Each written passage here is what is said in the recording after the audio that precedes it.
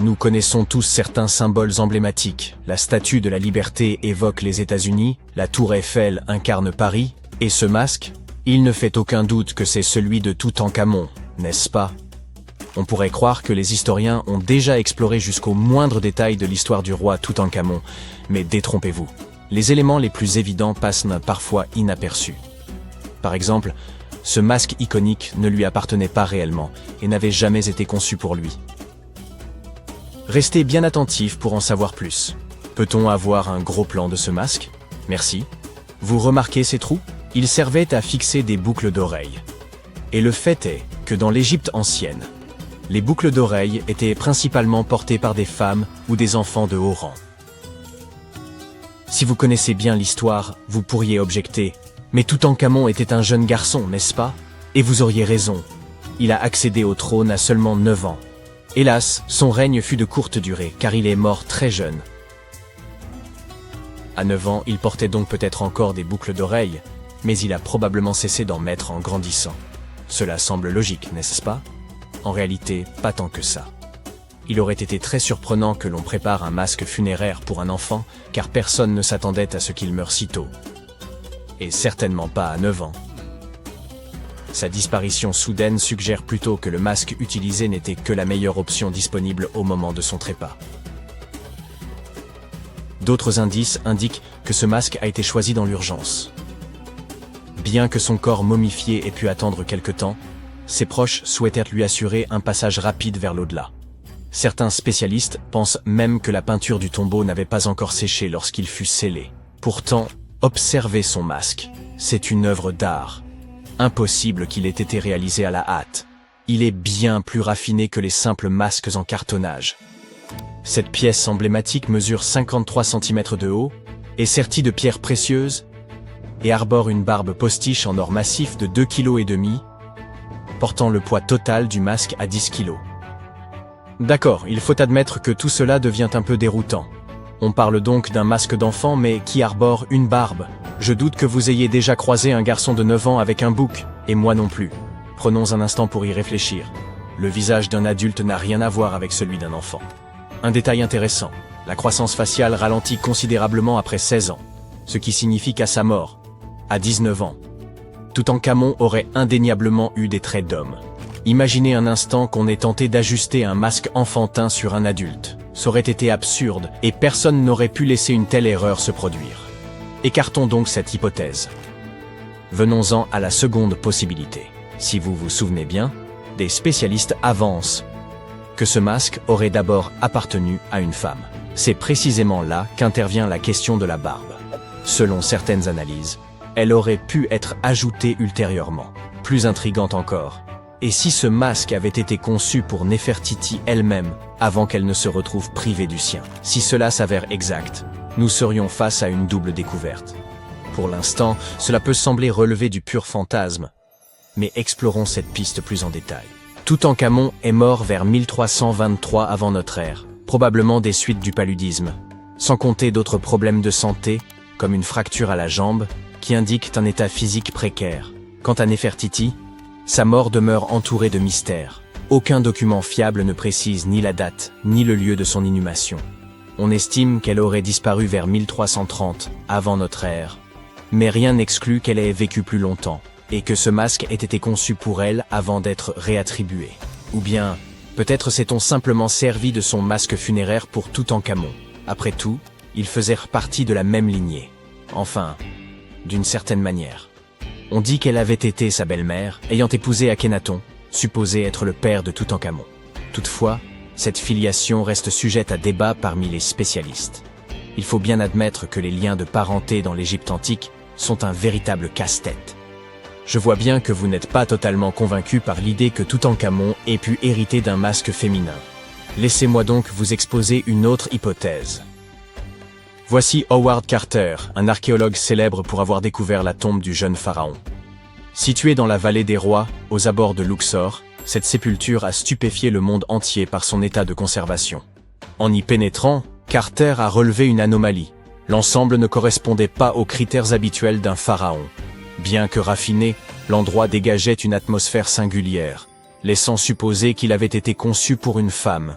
De manière générale, les pharaons bénéficièrent de sépultures plus vastes, adaptées à leur rang. Et plus troublant encore, la disposition du tombeau suivait une orientation spécifique. Ce détail ne pouvait être ignoré. La configuration était typique des tombes destinées aux souveraines égyptiennes. Autre élément suspect, la structure semblait avoir été aménagée par étapes, et les quelques 2000 objets qui y avaient été déposés l'avaient manifestement été à la hâte. Plus étrange encore, nombre de ces artefacts paraissaient destinés à d'autres membres de la famille royale. Carter a mis au jour ce site funéraire en 1922, mais son caractère étrange demeurait inexpliqué.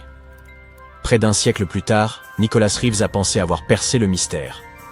Selon lui, le roi Toutankhamon n'aurait peut-être pas été le premier occupant de cette tombe. Il a avancé l'hypothèse que le tombeau inviolé de la reine Néfertiti pourrait se dissimuler derrière les parois de la chambre funéraire du jeune pharaon. Nicholas a passé des mois à analyser des clichés en haute résolution, scrutant chaque pixel avec minutie. Un jour, il s'est attardé sur des scans détaillés révélant la texture des murs sous les couches de peinture. Il a alors cru discerner les contours de deux portes dissimulées, scellées et recouvertes d'enduit pour les rendre invisibles. Plus il observait, plus l'idée paraissait plausible. Pourrait-il s'agir d'un tombeau dans un tombeau ?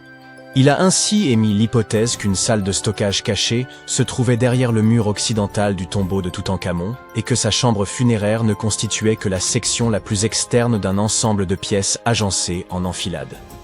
L'idée était séduisante, mais pardon de vous décevoir. La théorie de Reeves a été réfutée. Pour vérifier son bien-fondé, les chercheurs ont utilisé un radar à pénétration de sol afin de sonder l'invisible. Reeves pensait que d'éventuels vides dans la structure pouvaient révéler l'existence de salles annexes. En 2015, un expert a même cru en identifier une. Pourtant, après des vérifications approfondies l'année suivante, il est apparu qu'aucun passage secret n'existait. Néfertiti n'est d'ailleurs pas la seule souveraine d'Égypte dont le lieu de sépulture demeure une énigme fascinante. Une légende intrigante rapporte que Cléopâtre aurait un jour déclaré « Aucun homme ne trouvera jamais ma tombe ». Elle ne croyait pas si bien dire, surtout lorsque l'on sait que la personne ayant le plus progressé dans cette quête n'est autre qu'une femme. Plusieurs millénaires après la disparition de Cléopâtre, bien qu'aucun homme n'ait découvert sa tombe, l'archéologue Kathleen Martinez estime avoir percé le mystère. Depuis près de 20 ans, elle mène des recherches sur la sépulture de Cléopâtre VII et a récemment mis au jour un buste qui, selon elle, représenterait la célèbre reine. Cependant, son interprétation ne fait pas l'unanimité. Certains spécialistes jugent que le visage sculpté ne correspond pas à celui de Cléopâtre. Outre cette énigmatique statue de marbre, l'équipe de Martinez a exhumé 337 pièces, dont certaines, moins sujettes à controverse, arborent le profil de la reine. Toutefois, rien n'a été officiellement confirmé. L'existence du petit buste ne fait aucun doute. Taillé dans du marbre blanc, il tient dans une main et représente une femme couronnée, d'après un communiqué du ministère égyptien du Tourisme et des Antiquités. La grande question, cependant, est de savoir qui il représente réellement.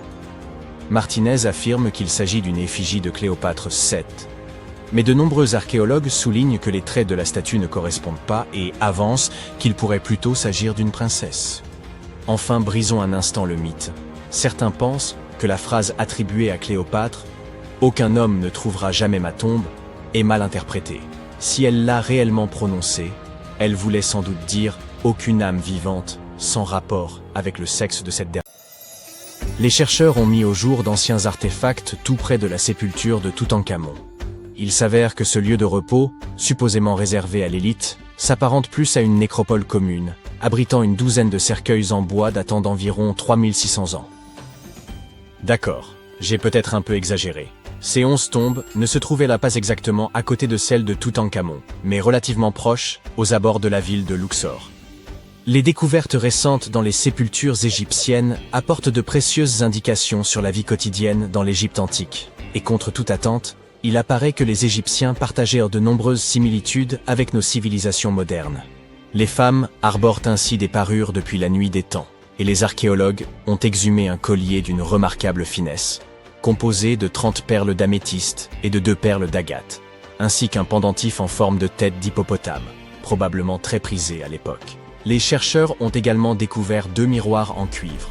l'un doté d'un manche sculpté en forme de lotus, l'autre orné de la déesse Hathor, associée au ciel, à la féminité, à la fertilité et à l'amour. Ces fouilles récentes aux abords du tombeau de Toutankhamon ont révélé une découverte saisissante. Pour la première fois depuis des millénaires, des vestiges du temple funéraire de la reine Hatshepsut ont été mis au jour. Essayez donc de le répéter rapidement 10 fois. Finalement, oublié. Considérée comme la deuxième femme à avoir régné en tant que pharaon, cette souveraine exerça son pouvoir avec courage et sagesse, laissant un héritage aussi durable que la pierre. Son temple, enfoui durant des siècles, constitue désormais une fenêtre précieuse sur une époque marquée par les intrigues et la ferveur spirituelle. Les archéologues ont exhumé plus de 1000 blocs de pierre richement ornés en périphérie du temple funéraire d'Hatshepsut. Peu de femmes réussirent à accéder au trône dans l'Égypte antique. À proximité, une autre tombe a été découverte. Elle appartenait à Djehutimès, intendant du palais de la reine Tétichéri. La reine Hatshepsut semble avoir bien plus de tombes, ou plutôt d'atouts, cachés dans sa manche. Contrairement aux pyramides, ces tombes ont été directement creusées dans la roche, illustrant une approche singulière de la préservation de l'âme dans l'au-delà. Les fouilles ont permis d'exhumer plusieurs objets anciens fascinants. Des jouets en argile, des masques de momies, des scarabées ailés et quelques amulettes. Malheureusement, il est probable que bien d'autres artefacts aient disparu au fil des siècles, car des visiteurs moins scrupuleux que les archéologues ont exploré le site avant eux. Il y a fort à parier que des pillards aient mis la main sur certaines pièces de grande valeur. Pourtant, ils ont laissé derrière eux quelques vestiges intéressants pour les chercheurs, notamment des poteries destinées aux offrandes de pain et de viande, ainsi que des arcs, suggérant un lien entre les propriétaires de ces tombes et l'armée égyptienne. En parlant de protection de l'âme, elle est bien plus essentielle qu'on ne pourrait le croire, surtout lorsqu'on se promène aux abords de Luxor à la recherche de secrets enfouis. Vous n'êtes pas du genre à craindre la malédiction de Toutankhamon, n'est-ce pas? Laissez-moi vous raconter ce qui est arrivé à ceux qui l'ont bravé, mais n'allez pas tout prendre au pied de la lettre. Pendant des années, certains égyptologues, en particulier ceux qui prêtaient foi au paranormal, ont été convaincus qu'une malédiction pesait sur les découvertes liées à Toutankhamon. Cette croyance prenait racine dans la mort brutale et inexpliquée de plusieurs membres de l'équipe ayant exhumé son tombeau en 1922. Puisqu'aucune explication scientifique évidente ne justifiait ces décès, il était plus simple de les attribuer à une force surnaturelle et d'éviter de se poser davantage de questions. Or, il semble que cette fameuse malédiction ne soit qu'un mythe. En réalité, ces décès pourraient être liés à l'exposition à des radiations mortelles. Mais d'où provenaient-elles? Après tout, si la radioactivité fut découverte au XIXe siècle, il est difficile d'imaginer que les anciens Égyptiens aient eu accès à du radium pour illuminer le tombeau de Toutankhamon d'une lueur inquiétante. Alors, quelle est la véritable explication? Il se pourrait que des déchets toxiques soient à l'origine de ces morts mystérieuses. Des niveaux élevés de radiation issus de l'uranium et d'autres substances dangereuses auraient été piégés dans le tombeau depuis plus de 3000 ans. D'ailleurs, il se murmure que la chambre funéraire de Toutankhamon contiendrait encore aujourd'hui des taux de radiation si élevés que toute personne y pénétrant risquerait de développer une maladie incurable due à tant d'exposition. Et si cela vous semble exagéré, dites-vous que vous pourriez frôler un niveau de contamination similaire si vous laissez moisir des restes de nourriture au fond de votre frigo pendant 1 mois. Toutefois, cette radioactivité ne se limite pas au tombeau de Toutankhamon. La recherche d'artefacts égyptiens est proprement fascinante mais tout aussi périlleuse. De nombreuses tombes de l'Ancien Empire affichent des niveaux de radiation anormalement élevés. Les compteurs Geiger ont détecté des radiations sur 2 sites proches des pyramides de Gizeh, et du radon, un gaz radioactif, a été relevé dans plusieurs tombes souterraines de Saqqara. Il est probable que les bâtisseurs de ces sépultures aient eu conscience de ces toxines. Des avertissements gravés sur les murs mettent en garde contre une mort inévitable pour quiconque ose profaner ces lieux. L'une des inscriptions prévient « Quiconque violera ce tombeau périra d'un mal qu'aucun médecin ne saura comprendre ». D'autres formules évoquant l'interdit causé par des esprits maléfiques ont sans doute renforcé la peur de ces malédictions antiques. Depuis toujours, ces avertissements intriguaient les archéologues. Mais un événement survenu il y a un siècle a ravivé la crainte des malédictions. En 1922, peu après l'ouverture du tombeau de Toutankhamon, Lord Carnarvon, qui avait financé l'expédition, mourut dans des circonstances mystérieuses, de même que de nombreuses personnes ayant exploré la tombe. Arthur Weigel, un égyptologue britannique présent lors de l'ouverture du tombeau, est d'ailleurs considéré comme l'un des artisans du mythe de la malédiction. Ironie du sort, Il mourut prématurément en 1934, alors qu'il n'avait qu'une cinquantaine d'années. Certains avancent que son décès pourrait être lié à une exposition prolongée aux radiations. Sur les 26 personnes présentes lors de l'ouverture, 6 périrent dans les 10 années suivantes. Toutefois, ces disparitions ne sont pas toutes imputables aux rayons X. Les causes variaient: asphyxie, AVC, insuffisance cardiaque, pneumonie et même empoisonnement. Sinistre, n'est-ce pas? Pourtant, un homme semble avoir échappé à cette prétendue malédiction. Howard Carter, l'archéologue qui dirigeait les fouilles. Pour certains, sa survie prouvait que cette légende n'était qu'un mythe. Après sa découverte, Carter publia plusieurs ouvrages avant d'abandonner progressivement l'archéologie pour le commerce d'antiquités destinées aux musées. Toutefois, certains pensent que la malédiction l'a frappé d'une autre manière. Une rumeur persistante le lie à Evelyn, la fille de Lord Carnarvon. On raconte qu'il l'aimait éperdument, mais qu'elle épousa un autre homme. Désespéré, il aurait choisi de rester célibataire jusqu'à la fin de sa vie. Une autre forme de malédiction, plus subtile, mais tout aussi cruelle. D'autres ont affirmé qu'ils avaient eu une liaison durant son séjour en Égypte, mais que tout s'était terminé avec la mort de son père et son départ définitif du pays. Néanmoins, ces récits manquent de preuves. Evelyn n'avait que 6 ans lorsqu'ils se sont rencontrés, et leur relation est restée cordiale jusqu'à la fin. Présente à ses funérailles, elle faisait partie des rares invités, mais elle a nié toute romance, affirmant qu'ils n'étaient pas si intimes. Un an après la découverte de la tombe de Toutankhamon, Evelyn épousa le politicien Sir Brograve Beauchamp et eut une fille. Cette même année, Beauchamp visita la sépulture avec ses parents, sous la conduite de Carter. Ce dernier ne se maria jamais, et, hormis ses spéculations posthumes autour d'Evelyn, aucune autre relation amoureuse ne lui fut attribuée. Si la légende de la malédiction ajoute une touche intrigante à son histoire, son tempérament distant vis-à-vis des relations était déjà évident bien avant l'ouverture du tombeau. Carter n'était tout simplement pas quelqu'un de sociable.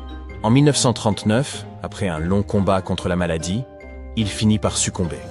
Il avait 64 ans, une espérance de vie tout à fait ordinaire au Royaume-Uni à cette époque, si bien que personne ne jugea sa mort suspecte ni ne l'associa à une quelconque malédiction. À son décès, on découvrit que plusieurs artefacts du tombeau de Toutankhamon étaient en sa possession, dans son appartement londonien. Ceux-ci furent finalement restitués à l'Égypte, événement que certains interprétèrent comme la conclusion de la malédiction. Peut-être que s'il n'avait pas conservé ses souvenirs chez lui, il aurait vécu bien plus longtemps. Quant aux autres décès, ils conservent une part de mystère. La théorie de la malédiction a sans doute été renforcée par des événements troublants survenus lors des fouilles. Carnarvon développa une grave infection après une simple piqûre de moustique. Et au moment de l'ouverture du tombeau, le Caire connut une panne de courant inexplicable suivie d'une tempête de sable. En Angleterre, le chien de Lord Carnarvon, Suzy, s'échappa de la demeure et se mit à aboyer frénétiquement, sans raison apparente, du moins si l'on en croit les témoins. Plus étrange encore, au moment exact où son maître rendit son dernier soupir, l'animal poussa un hurlement avant de s'effondrer, inerte. Peut-être que les radiations n'ont finalement joué aucun rôle, et que les anciens artefacts du tombeau de Toutankhamon étaient réellement porteurs du... Tu aimes les émotions et le plaisir que procurent des jeux de société comme le Monopoly ou le Tabou? Mais à quoi jouaient les gens il y a des centaines d'années? Étonnamment, certains des jeux d'autrefois sont encore joués aujourd'hui et tu peux te procurer leur version moderne. Dis-nous lequel est ton préféré à la fin de la vidéo. Commençons par l'un des plus anciens jeux de société au monde. Le jeu Royal Dur, également appelé jeu des 20 carrés, a été inventé il y a environ 4600 ans dans l'ancienne Mésopotamie. Le jeu a été redécouvert lorsque des fouilles ont commencé dans les années 1920 dans le cimetière royal d'Ur, sur le territoire actuel de l'Irak. N'étant pas réservé aux membres de la famille royale, des personnes de toutes les classes sociales appréciaient ce jeu de stratégie à 2 joueurs. Il a été populaire dans tout le Moyen-Orient, mais sa renommée s'est étendue à d'autres régions du monde, comme le Sri Lanka.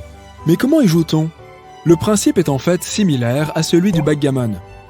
Les joueurs s'affrontent pour faire passer tous leurs pions d'une partie à l'autre du plateau. Pour gagner, il fallait certes avoir une stratégie, mais aussi de la chance.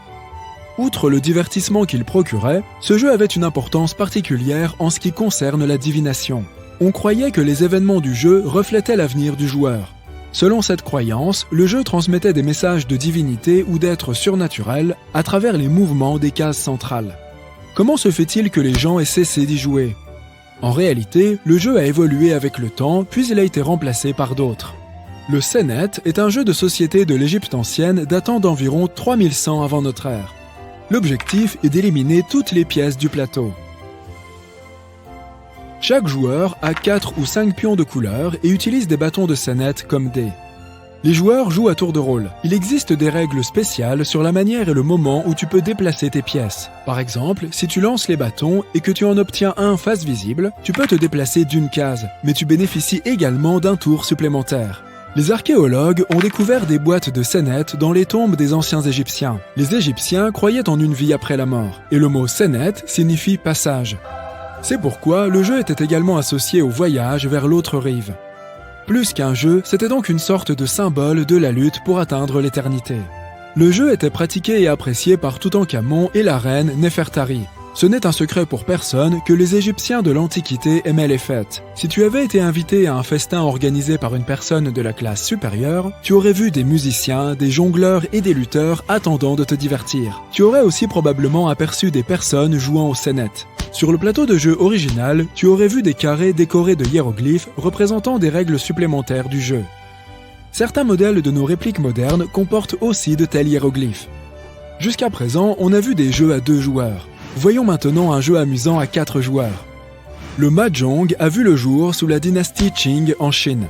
Mais le record du monde de la partie la plus longue, établi en 2012 lorsque le jeu a duré 33 heures, n'appartient pas aux Chinois. En revanche, la plus grande fête du Mahjong s'est bel et bien déroulée en Chine. 2380 personnes ont joué en même temps.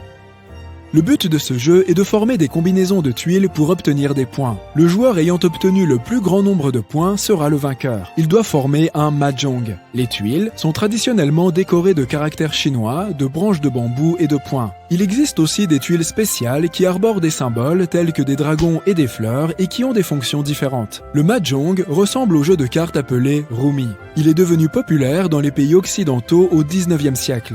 Aujourd'hui, on trouve différentes versions du jeu dans le monde entier et en ligne. Passons maintenant à l'Inde.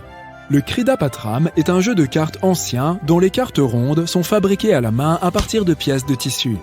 Elles sont décorées de représentations du Ramayana et du Mahabharata, les plus grandes épopées de l'Inde, qui ont grandement influencé le mode de pensée et le système de croyance de la région. Le jeu était pratiqué dans les cours royales, mais on pense qu'il a ensuite aussi été joué par des personnes d'autres classes sociales. Avant le début de la partie, un joueur rassemble les cartes et les mélange pour en rendre l'ordre aléatoire. Retournons dans l'Égypte ancienne, mais cette fois nous allons nous intéresser à un jeu qui peut se jouer jusqu'à 6 joueurs. Le Mehen tire son nom d'une divinité serpentine. Il a été pratiqué entre 3100 et 2300 avant notre ère. Il s'agit d'un jeu de société en forme de serpent enroulé dont le corps est divisé en petites zones rectangulaires. Donc oui, c'est un jeu du serpent, mais pas tout à fait le même que celui de Nokia. Les égyptologues affirment que ce jeu est une sorte de mystère, car ses règles et son système de points restent inexpliqués. Ce qu'ils savent, c'est que le jeu se jouait avec des jetons sphériques. Les joueurs partaient de la queue du serpent et se dirigeaient vers la tête qui se trouvait au milieu. Ils devaient faire la course pour atteindre le centre. Des pièces de jeu supplémentaires en forme de lion ajoutaient un peu de piment à la compétition. Les joueurs devaient manœuvrer stratégiquement leurs pions pour former des configurations spéciales appelées blocus. En cours de jeu, les joueurs avaient la possibilité d'accélérer le processus par des glissades et des sauts. Ce jeu a des similitudes avec le Senet dont on a déjà parlé. Là aussi, les joueurs avaient des bâtons à lancer sur la table, mais au lieu d'avoir 2 couleurs, ils avaient un côté plat et un côté arrondi. Ladus Latrun Coolorum, alias Latrones, est un jeu de société à 2 joueurs de l'Empire romain. Le principe du jeu, qui se jouait sur des grilles, était de tester les prouesses militaires des joueurs. Les règles précises restent un mystère, bien que de nombreux chercheurs aient travaillé sur des reconstitutions de Latrones. Parmi les multiples interprétations des règles, une explication est largement acceptée. Elle suggère que les joueurs déplaçaient leurs pièces dans toutes les directions afin d'entourer et d'isoler les pièces de l'adversaire avec les leurs. Les jetons capturés étaient ensuite éloignés du plateau. Ce jeu ressemble aux échecs ou aux dames en termes de règles, mais il s'agit davantage de tactiques militaires. Heureusement, le célèbre poète romain Ovide a mentionné ce jeu dans ses poèmes, et on a pu en apprendre certaines règles grâce à ses poèmes. Ovide était peut-être un amateur de soirées-jeux. Un autre jeu de stratégie de l'Empire romain est le jeu du moulin. Ce jeu de société longtemps oublié a été redécouvert en 2018 lors de fouilles. Son origine remonte à 1400 avant notre ère. Dans ce jeu, les rivaux contrôlent leurs armées composées de 9 pions. Chaque pion représente différentes qualités sur le terrain de jeu en forme de grille. Si ton adversaire ne peut pas former de moulin ou perd tous ses pions sauf 2, tu remportes la partie. En Norvège, en France, en Allemagne et dans de nombreux autres pays, en particulier dans l'Europe médiévale, il existait différentes variantes du jeu du moulin. Il est intéressant de noter que Shakespeare l'a mentionné dans sa célèbre comédie « Le songe d'une nuit d'été ». Le jeu suivant est le Wari, également connu sous le nom de Mancala. Il est devenu populaire en Afrique de l'Ouest et s'est ensuite répandu dans le reste du monde. Ici, 2 joueurs s'affrontent en planifiant leurs mouvements. Ce jeu nécessite des compétences mentales et beaucoup d'entraînement. En d'autres termes, la chance ne te sera pas d'une grande aide. Chaque joueur dispose de 6 trous remplis de graines et d'une banque pour collecter les graines. Pour gagner, il faut récupérer les graines de l'adversaire. Il existe des règles détaillées sur la manière de collecter les graines. Si tu veux, tu peux y jouer chez toi en remplaçant les graines par n'importe quel petit objet, comme des cailloux, des billes ou même des M&M's. Penses-tu que tous ces jeux existeront encore dans 1000 ans ? Quand on y pense, les échecs sont arrivés jusqu'à notre époque et ne semblent pas près de disparaître. En 1975 à Porto Rico, un agriculteur a vu la plupart de ses chèvres gisant sans vie sur le sol. Il s'est approché et a vu que les animaux étaient rigides et avaient 2 marques de ponction sur leur cou. Les chèvres n'étaient pas les seuls animaux qui étaient blessés. De nombreux cochons, vaches et oies ont également perdu la vie. Ils avaient tous les mêmes marques de morsures distinctives sur leur cou et tous avaient été vidés de leurs fluides vitaux. Les habitants ont immédiatement sauté aux conclusions et ont accusé les chiens. Et les autorités ne se sont pas donné la peine de mener une meilleure enquête et ont simplement dit que les chiens en étaient responsables sans chercher de preuves. Quelques jours plus tard, cependant, de nombreux autres animaux ont été retrouvés morts. Parmi eux, une vache qui avait littéralement été ouverte. Et elle avait beaucoup de griffures sur la tête. Le fermier d'à côté a rapporté que ses poules avaient été détruites par quelque chose. En quelques semaines seulement, la créature a ôté la vie à 90 animaux de ferme. Un peu plus tard, un autre fermier a dit que 10 de ses chèvres avaient été vidées, 7 avaient été blessées et 11 étaient reportés disparus. Cette fois-ci, les autorités n'ont pas perdu de temps et ont commencé la chasse aux monstres. Mais elles n'ont pas eu de chance de trouver le coupable. L'incident était partout dans le journal local et la bête a été nommée le vampire de Moka. L'incident a retenu l'attention de la commission agricole et le scientifique Juan Rivero a été chargé de résoudre ce mystère d'outre-monde. Son premier suspect était un boa de Porto Rico. Ce serpent non venimeux peut mesurer un peu plus de 2 mètres. Néanmoins, son alimentation ne comprend que des proies de petite taille. Il est aussi très timide envers les humains et les autres animaux. Il évite les créatures plus grandes à tout prix. Vous avez plus de chances de voir des poissons grimper aux arbres que de voir ce boa abattre une vache entière. Près de la scène de crime, une grande grotte a été découverte. Et nous savons tous que les créatures étranges aiment vivre dans des grottes sombres et froides. Dans la grotte, ils ont trouvé des chauves-souris à l'aspect fou. Comme nous l'avons vu dans les films, les chauves-souris peuvent se transformer en vampires. Alors elles doivent être les coupables. Mais non, les chauves-souris étaient aussi innocentes qu'elles pouvaient l'être. Leur nourriture préférée n'était pas les vaches ou les chèvres, c'étaient les figues. Elles étaient des chauves-souris pacifiques qui mangèrent des fruits et qui ne se soucièrent pas des animaux. Encore une fois, le chercheur a heurté un mur.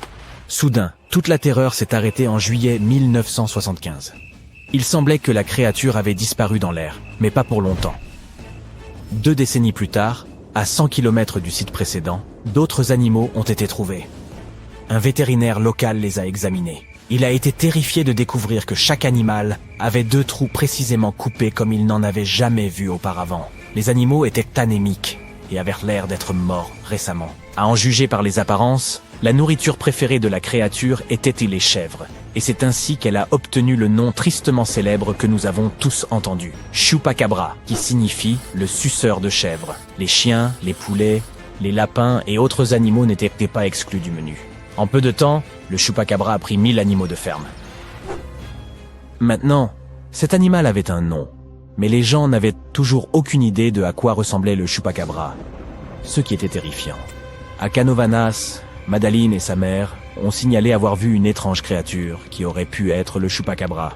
Elles ont dit qu'il marchait sur 2 jambes comme un humain et ressemblait à un kangourou.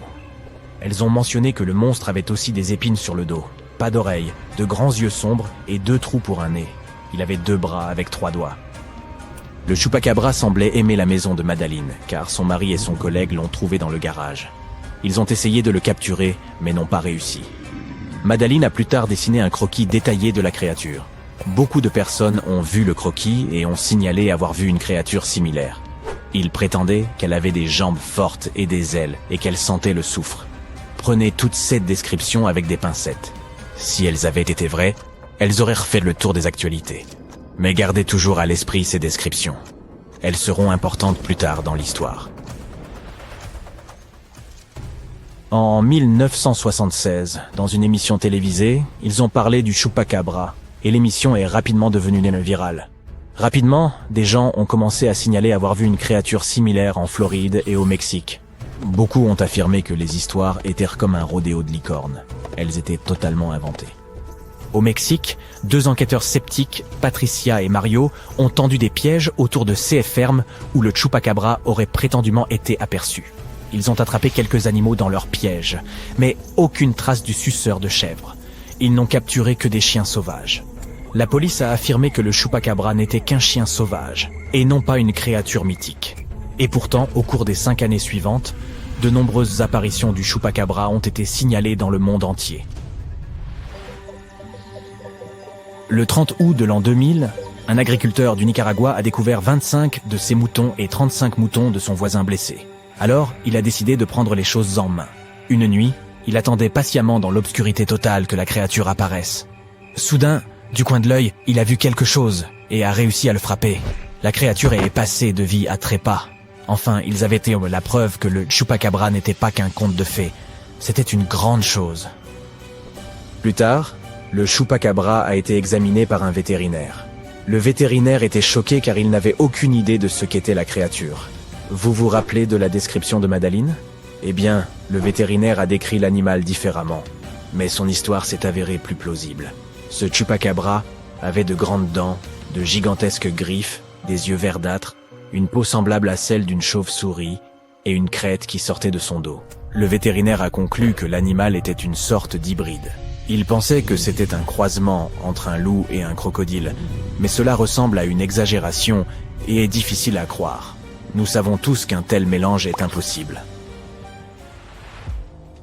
Ils ont effectué quelques tests sur le corps dans une université au Nicaragua, et les résultats n'ont pas tout à fait apporté ce qu'ils espéraient. L'animal était un chien sauvage atteint de gale. La gale est une maladie de peau prurigineuse qui fait perdre leurs poils aux chiens. Elle est également très contagieuse. Lorsqu'un chien a la gale, sa peau devient squameuse et ridée.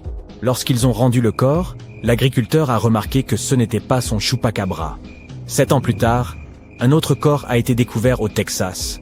Phyllis Canin est retournée à sa ferme et a remarqué que certaines de ses poules étaient mortes. Toutes semblaient être anémiques. Plus tard, elle a vu des créatures ressemblant à des coyotes qui n'avaient pas de poils. Encore plus d'animaux ont été blessés. Elle a donc dû installer des caméras sur sa ferme.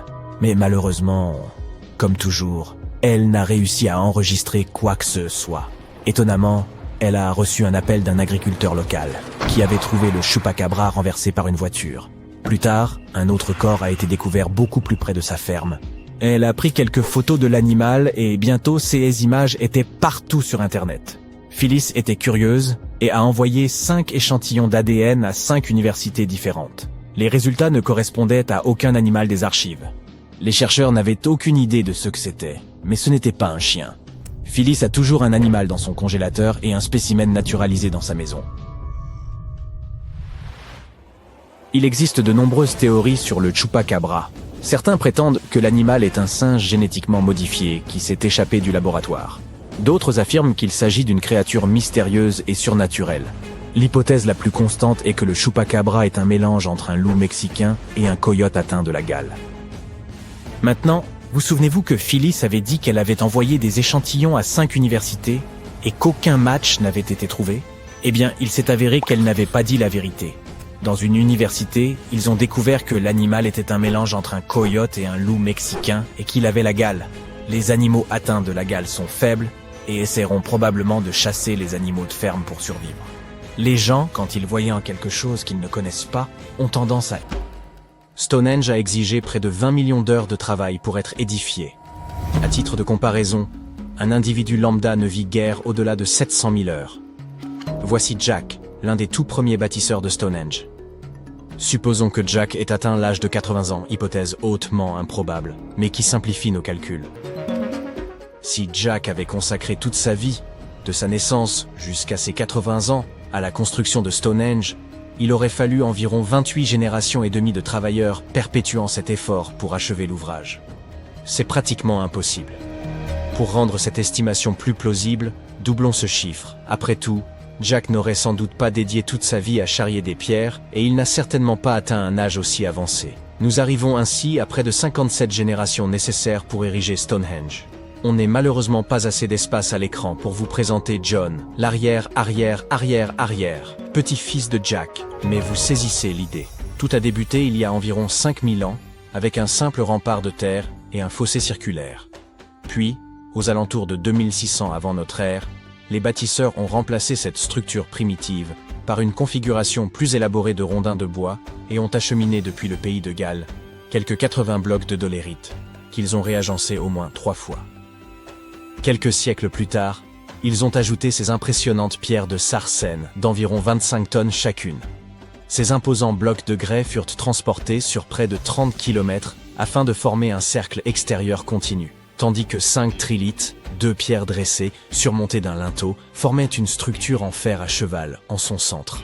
Ce chantier, s'étendant sur un millénaire, a nécessité d'innombrables années de labeur. On peut donc supposer que les ouvriers vivaient à proximité. Mais dans quelles conditions pouvaient-ils bien se loger?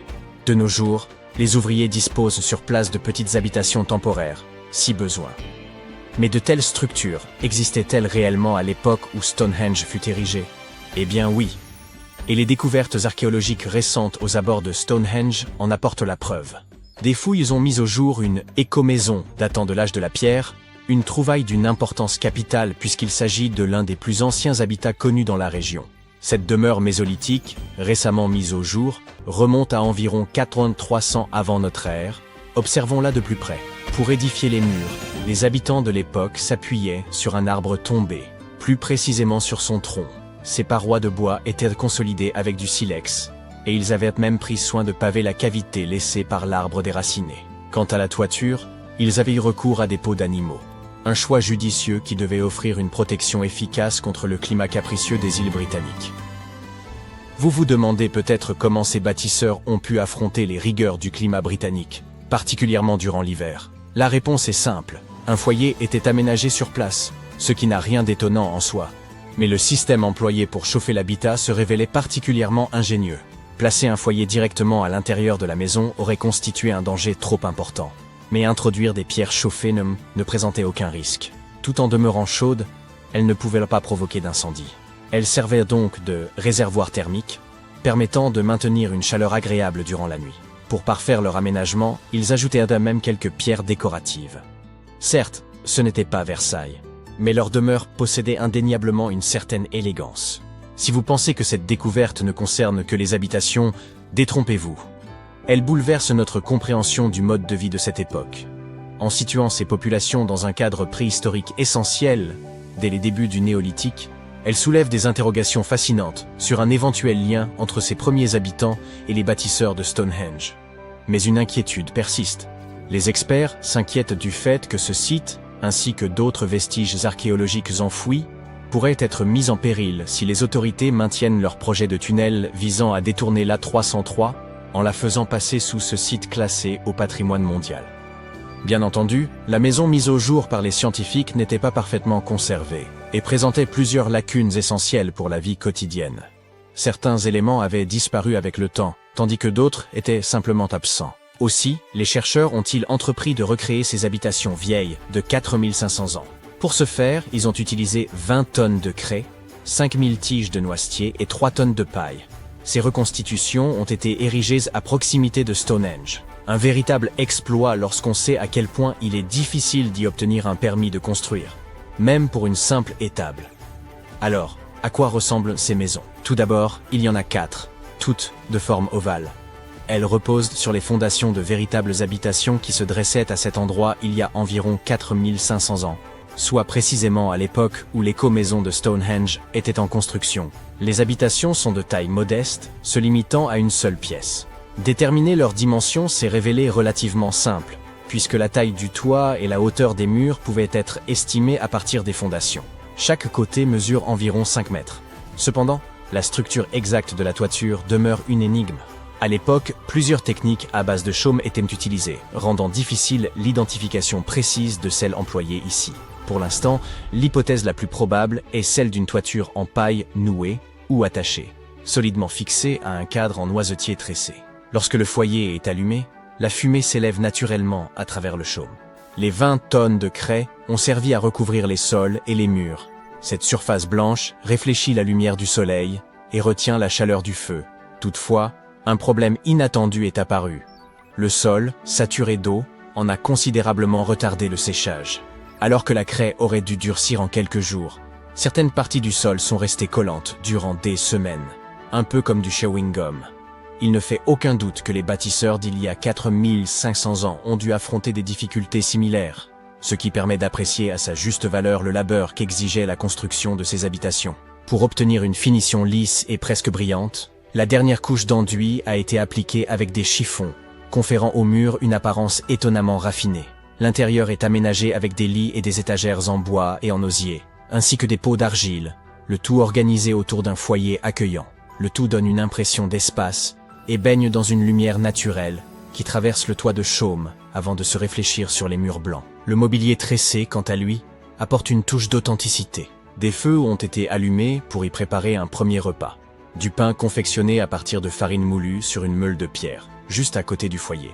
Ceux qui l'ont goûté ont été agréablement surpris par sa saveur. Légère déception. Ceux qui ont recréé ces habitations ont un peu triché. Certes, les matériaux sont fidèles à ceux d'origine, mais les outils utilisés ne le sont pas. Ils ont eu recours à des bétonnières pour mélanger le torchis, des brouettes pour transporter le bois, et des haches en acier pour fendre les bûches près de l'âtre, plutôt que des outils de pierre. Il faut toutefois rappeler que ces constructeurs ne sont pas des experts, mais des bénévoles. Dans ces conditions, une petite entorse aux techniques d'antan semble tout à fait pardonnable. D'ailleurs, d'autres volontaires présents sur le site sont ravis de partager leurs connaissances sur les tâches quotidiennes des bâtisseurs de Stonehenge, qu'il s'agisse de moudre le grain ou de tresser des cordes en jonc. Mais ces cahutes ne sont pas les seules découvertes notables de la région de Stonehenge. Il y a quelques années, des archéologues ont mis au jour un site funéraire qui précède même la construction du célèbre monument. Ce long tumulus néolithique, daté d'environ 5600 à 5700 ans, aurait accueilli les dépouilles de certains des premiers habitants de Grande-Bretagne. Son existence a été révélée par des images aériennes montrant son empreinte caractéristique sous les cultures. La plaine de Salisbury regorge d'anciens vestiges, comprenant Stonehenge, divers tumulus et autres monuments. Épargnée par les bouleversements au fil des siècles, elle a su préserver une quantité remarquable de structures préhistoriques. Cette découverte illustre par ailleurs une transition majeure dans le mode de vie humain, marquant le passage du nomadisme à une sédentarisation fondée sur l'agriculture et l'élevage. Un mode de vie qui fait écho à celui reconstitué dans l'éco-maison. Le tumulus en question s'étend sur environ 26 mètres de long et 20 mètres de large. Bien que l'érosion et l'agriculture aient fait disparaître une grande partie de sa structure émergée. Si ces caractéristiques sont similaires à celles d'autres sépultures de la région, il pourrait renfermer les restes de 30 à 50 individus, ainsi que des crânes de vaches, dont l'importance pour ces communautés anciennes ne fait aucun doute. Plongeons dans l'univers fascinant du tamoul, une langue unique en son genre. De son histoire passionnante à sa remarquable accessibilité, en passant par sa large diffusion, le tamoul est un joyau linguistique qui ne manquera pas de t'émerveiller. Pour commencer, le tamoul est la plus ancienne langue vivante de la planète. En effet, elle existe depuis plus de 5000 ans. Il est difficile de savoir s'il s'agit vraiment de la langue la plus ancienne de tous les temps, mais il est certain qu'elle est la plus ancienne langue encore pratiquée aujourd'hui. Le mot tamoul n'est pas à sens unique, et il possède de multiples significations. Il désigne, bien entendu, la langue elle-même, mais se réfère aussi à la beauté, à la douceur et au concept même de nature. C'est un mot polyvalent. On peut se demander combien de personnes conversent encore dans cette langue aujourd'hui. Il se trouve que le tamoul figure au podium des dialectes les plus répandus en Inde, avec plus de 84 millions de locuteurs natifs. Dans le monde, près de 90 millions d'individus sont fiers d'avoir le tamoul pour langue maternelle. Et maintenant tiens-toi bien, car les choses sont sur le point de prendre un tournant mythologique. En Inde, tu trouveras un temple dédié à nul autre que Tamil Tai. Tai signifie « mère », et cette divinité est considérée comme la personnification de la langue tamoule en tant que parent aimant et nourricier. Cette langue ne se limite pas à son pays d'origine, elle s'est également étendue aux régions voisines. Ainsi, c'est aussi l'une des langues officielles de Singapour et du Sri Lanka. Elle est également reconnue comme langue minoritaire en Afrique du Sud, en Malaisie et sur l'île Maurice. T'es-tu déjà demandé comment tout cela avait commencé? Tu sais, toute cette histoire sur le pourquoi du comment nous parlons, et où? Ce n'est pas comme si les mots étaient sortis de nulle part, n'est-ce pas? Il a bien fallu un certain temps pour qu'ils se développent. Les linguistes n'ont pas de date précise, pas plus que d'indices sur la sonorité de ces langues anciennes, mais ils estiment que la première langue parlée serait apparue il y a environ 100 000 ans. Malheureusement, comme le langage écrit n'est apparu qu'il y a environ 5000 ans pour sa part, nous n'avons pas beaucoup d'informations sur les sons de ces langues anciennes. Tout ce que nous savons, c'est qu'elles sont liées d'une manière ou d'une autre aux langues que nous parlons aujourd'hui. La Terre est un gigantesque village. On parle là de plus de 7000 langues et dialectes pour une population de plus de 8 milliards d'habitants.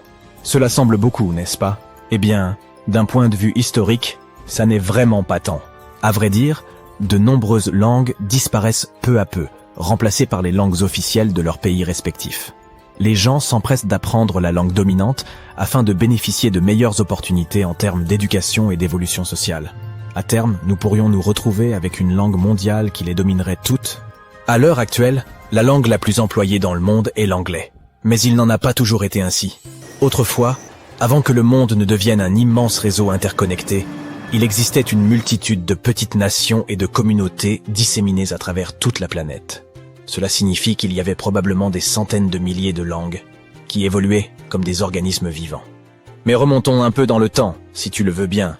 Imagine quelques-uns des premiers hommes à avoir parcouru la Terre, avec leurs petites tribus et leurs communautés soudées. Au sein de ces groupes, le langage oral est devenu le nerf de la guerre, le moyen de communication privilégié. Il était essentiel à leur mode de vie de chasseurs-cueilleurs. Ce langage leur a permis de chasser à l'unisson, d'accroître leur population, de construire des outils innovants et de survivre à toutes sortes de conditions difficiles, même en haute altitude. En outre, il leur a donné une longueur d'avance sur leurs rivaux, comme les Néandertaliens. Certes, ces derniers étaient peut-être plus habiles, mais on pense généralement qu'ils ne se rassembleront pas comme les Homo sapiens.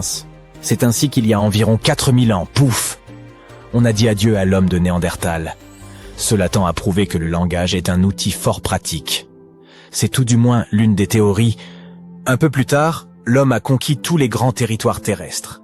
La Mésopotamie, pour ne mentionner qu'elle, a été le centre névralgique de cette révolution linguistique et, vers 3200 avant notre ère, le sumérien, une langue tout à fait formidable, a fait son entrée. À ce jour, c'est l'une des plus anciennes que nous connaissions, si ce n'est la plus ancienne. Ce qui est intéressant, c'est que le sumérien ne semble pas avoir de proches parents linguistiques. Intéressons-nous également à l'écriture du sumérien. Elle n'a rien à voir avec celle à laquelle nous sommes habitués aujourd'hui. Les chercheurs l'ont baptisée écriture cunéiforme, et elle est d'abord apparue comme un moyen de consigner les décrets, les archives et la comptabilité. En fait, le premier nom entré dans l'histoire n'a pas été celui d'un roi ou d'un personnage puissant, mais vraisemblablement celui d'un comptable, quoiqu'il soit difficile d'en être certain. Le cunéiforme consistait en une collection de pictogrammes représentant des objets ou des personnes, à l'instar des hiéroglyphes de l'Égypte ancienne. La culture sumérienne s'est épanouie dans plusieurs cités-États, situées dans la région méridionale de la Mésopotamie. Uruk, connue comme la première véritable cité, figurait au rang de celle-ci. Cependant, ces villes ont fini par être confrontées à des voisins envahissants. En conséquence de quoi, vers 2000 ans avant notre ère, le sumérien est passé au second plan, devenant une langue classique au même titre que le latin plus tard. Voici un petit rebondissement dans l'histoire. Le sumérien n'est peut-être pas la plus ancienne langue connue. L'égyptien, par exemple, est apparu à peu près à la même époque que le sumérien, mais sur les rives du Nil. Cette langue ancienne utilisait également des pictogrammes dans son système d'écriture. Mais elle a subi de sérieuses transformations. en raison de ces interactions constantes avec les langues voisines comme le grec ancien, le persan et le latin. Arrivée l'époque de l'occupation romaine, l'égyptien était devenu une langue morte, progressivement remplacée par le grec. Rendons maintenant hommage à une autre de ces langues anciennes qui sont encore parlées aujourd'hui, à savoir l'hébreu. Cette langue remarquable existe depuis plus de 3000 ans et est restée relativement inchangée tout au long de sa longue histoire.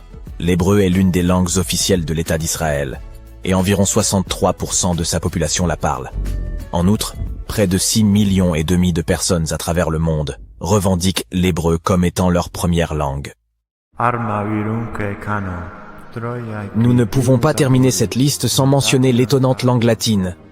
Tout a commencé dans une région du nom de Latium, au sein de la Rome antique, et c'est d'ici qu'elle tient son nom. À l'époque, le latin était la langue de prédilection de tous les gens instruits. Mais voici un détail amusant. Le latin archaïque était un peu différent de celui que l'on trouve aujourd'hui dans les livres anciens. L'alphabet qu'ils utilisaient était totalement chaotique et ils allèrent même jusqu'à écrire de droite à gauche. De quoi renverser tous les codes littéraires. Mais avec le temps, la tendance s'est inversée et ils se sont mis à écrire de gauche à droite. Quitte de la littérature latine, elle est considérée comme la crème de la crème des écrits anciens. Tu sais, celle dont raffolent les érudits et les rats de bibliothèque. Si l'on organisait des Oscars pour la littérature classique, c'est le latin qui raflerait tous les prix. Il est aussi, d'une certaine façon, notre grand influenceur venu de l'Antiquité. Cette langue existe depuis si longtemps qu'elle a donné naissance à un grand nombre de langues modernes.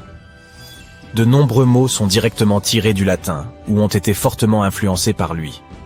Le latin a même donné naissance à une famille de langues appelée langue romane. Celles-ci sont issues du latin, grâce au coup de pouce, pas toujours si doux, de l'Empire romain. Ces langues comptent aujourd'hui le français, l'espagnol, le roumain, le portugais et, bien sûr, l'italien. Mais il y a un problème. Le latin est considéré comme une langue morte. Il est figé dans le temps, comme une capsule temporelle linguistique. Alors que les langues vivantes, comme l'anglais, ne cessent d'évoluer et de se développer, le latin est un vestige du passé. Il a déjà connu sa phase d'altération et de transformation lorsqu'il était encore parlé. Mais à présent, il ne profite plus que... Le Canada est connu pour ses montagnes enneigées, ses immenses forêts, ses lacs, ses habitants chaleureux et son délicieux sirop d'érable. Eh bien, on peut ajouter une autre chose à la liste. On y trouve la plus ancienne eau du monde. En 2016, des chercheurs ont foré à une profondeur de 3 km et ont trouvé une ancienne poche d'eau dans la mine de Kidd, en Ontario. Cette eau serait âgée d'au moins 2 milliards d'années. Cette eau se trouvait dans l'une des cavernes les plus profondes du sol canadien, qui compte plus de 3 millions de kilomètres carrés. Géologiquement, c'est l'un des plus grands boucliers continentaux du monde. La région subit une très faible activité tectonique, ce qui explique peut-être pourquoi cette eau est restée intacte aussi longtemps. Des scientifiques ont analysé cette eau et y ont trouvé des gaz dissous d'hélium, d'argon, de xénon et de néon. Il y avait même des traces de microbes datant de plusieurs milliards d'années. Il s'agit d'une découverte importante, qui permet aux scientifiques de remonter le temps jusque très loin. Si l'on peut trouver de l'eau pouvant accueillir la vie à plusieurs kilomètres sous la Terre, il est possible de trouver la même chose sur d'autres planètes comme Mars, Saturne et les lunes de Jupiter. Le point Nemo est le point le plus éloigné de toutes les terres. On l'appelle aussi point océanique d'inaccessibilité. Il est si éloigné de la Terre que les humains qui s'en approchent le plus sont en fait les astronautes. La Station spatiale internationale tourne autour de la Terre à une distance d'environ 400 km, alors que l'endroit habité sur Terre le plus proche du point Nemo se trouve à plus de 2687 km, et ce, quelle que soit la direction. Comme son nom officiel est un peu long, il a été surnommé Point Nemo en référence au capitaine Nemo de 20 000 lieues sous les mers. Nemo signifie « personne » en latin, ce qui convient parfaitement à cette région du globe. La forêt tordue se trouve à Gryfino, en Pologne. Il s'agit d'un groupe d'environ 400 pins au tronc courbé qui ont été plantés dans les années 30. Ils penchent vers le nord à un angle de 90 degrés à partir de la base de l'arbre, puis font demi-tour pour finir par remonter droit vers le ciel. Ces étranges courbes mesurent de 90 cm à 2,70 m, mais les arbres sont en bonne santé et beaucoup atteignent même près de 15 mètres de hauteur. Ces pins tordus sont entourés d'une plus grande forêt de pins tout à fait normaux. Il n'y a aucune explication quant à la raison pour laquelle ils sont tordus ainsi. Les théories concernant cette étrange croissance vont des conditions météorologiques à l'intervention humaine, mais personne n'est vraiment sûr. La rivière Hamza est l'une des plus longues et des plus larges rivières au monde et elle se trouve juste au-dessous du fleuve Amazon. À une profondeur de 4 km, cette rivière coule à peine plus vite qu'un filet d'eau par rapport au fleuve gigantesque qui la surplombe. L'Amazone se déverse dans l'Atlantique à raison d'un débit d'environ 133 millions de litres par seconde, tandis que l'Hamza ne parvient qu'à 3,8 millions de litres par seconde. De longueur à peu près égale à celle de l'Amazone, soit environ 6000 km, c'est sa largeur qui a stupéfié le monde scientifique. Elle mesure entre 200 et 400 km, alors que l'Amazone atteint 100 km de large au maximum. La grotte des cristaux a été découverte en 2000 lorsque des mineurs ont drainé l'eau d'une mine de zinc dans l'état de Chihuahua au Mexique.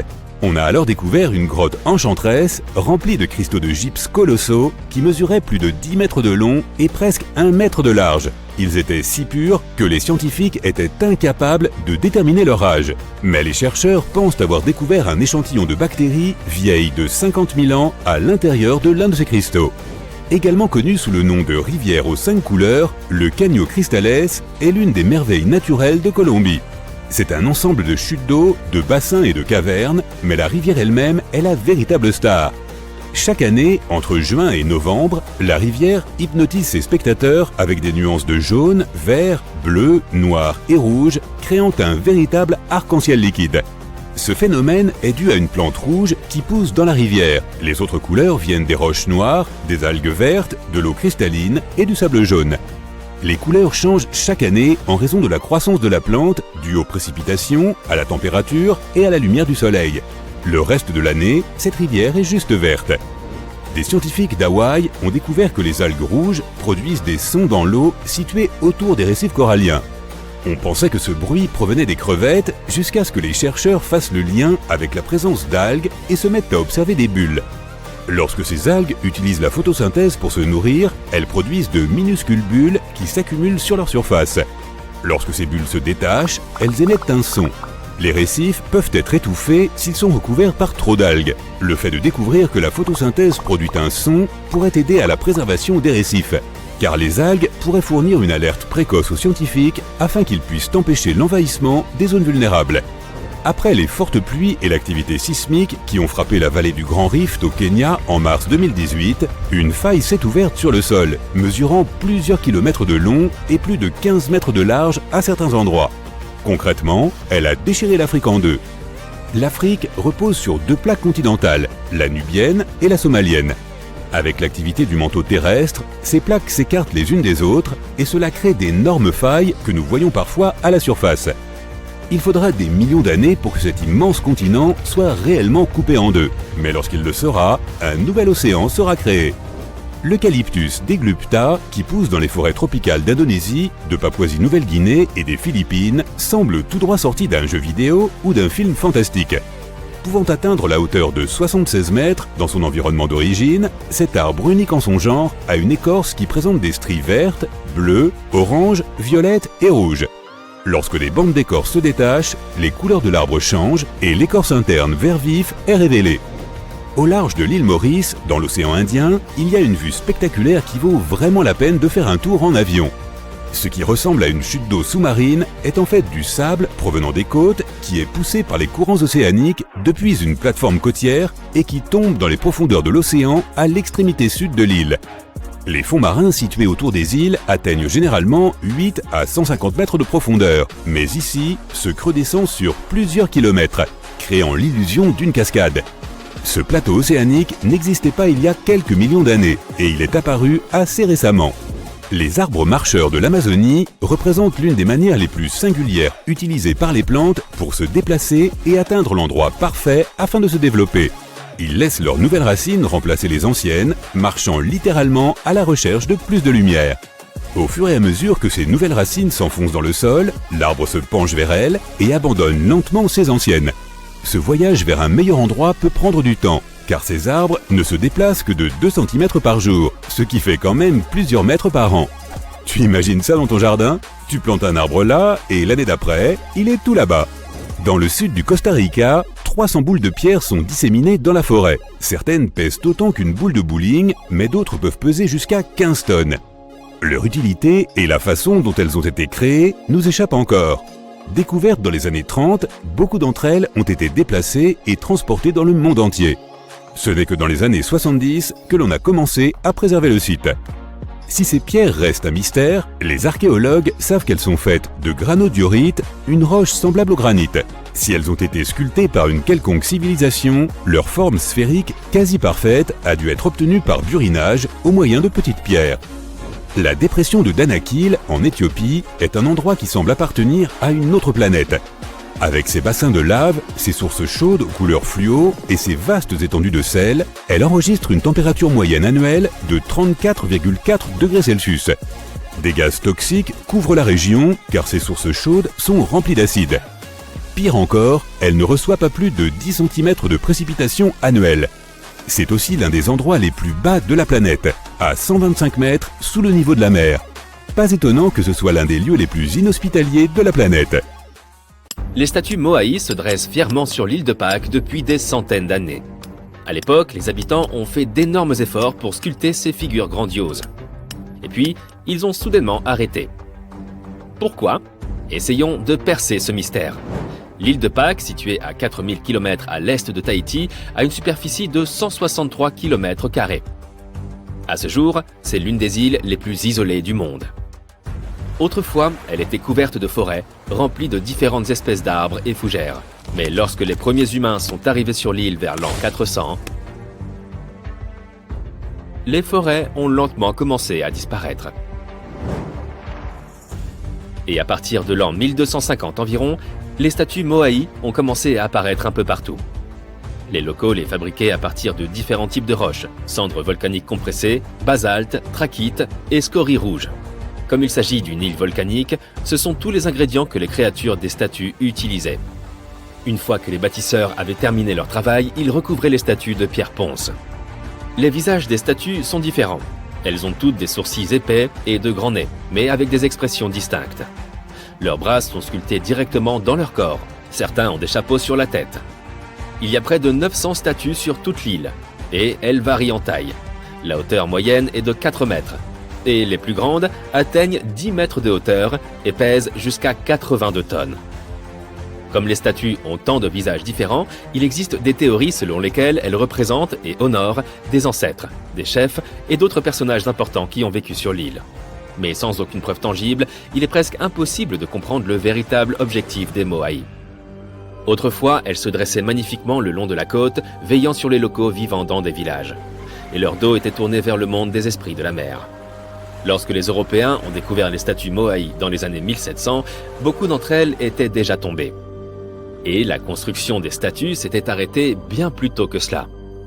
D'énormes efforts ont été déployés pour fabriquer ces statues. Les artisans experts passaient beaucoup de temps à les sculpter lentement avec des pioches rudimentaires.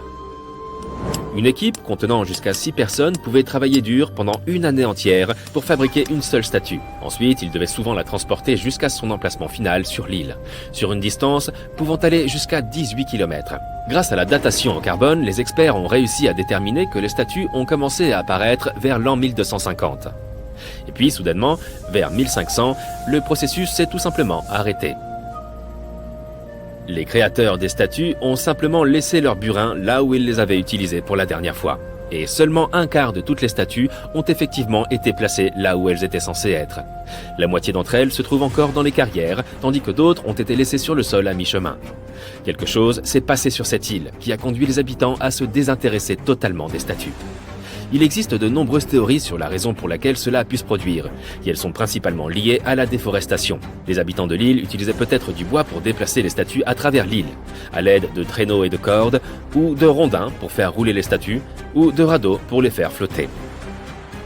Le bois a fini par s'épuiser. Les arbres de l'île mettaient très longtemps à repousser, et les rongeurs mangeaient la plupart des graines. Les habitants utilisaient le bois à de nombreuses fins. Ils en avaient besoin non seulement pour des choses pratiques, mais aussi pour créer d'autres statues.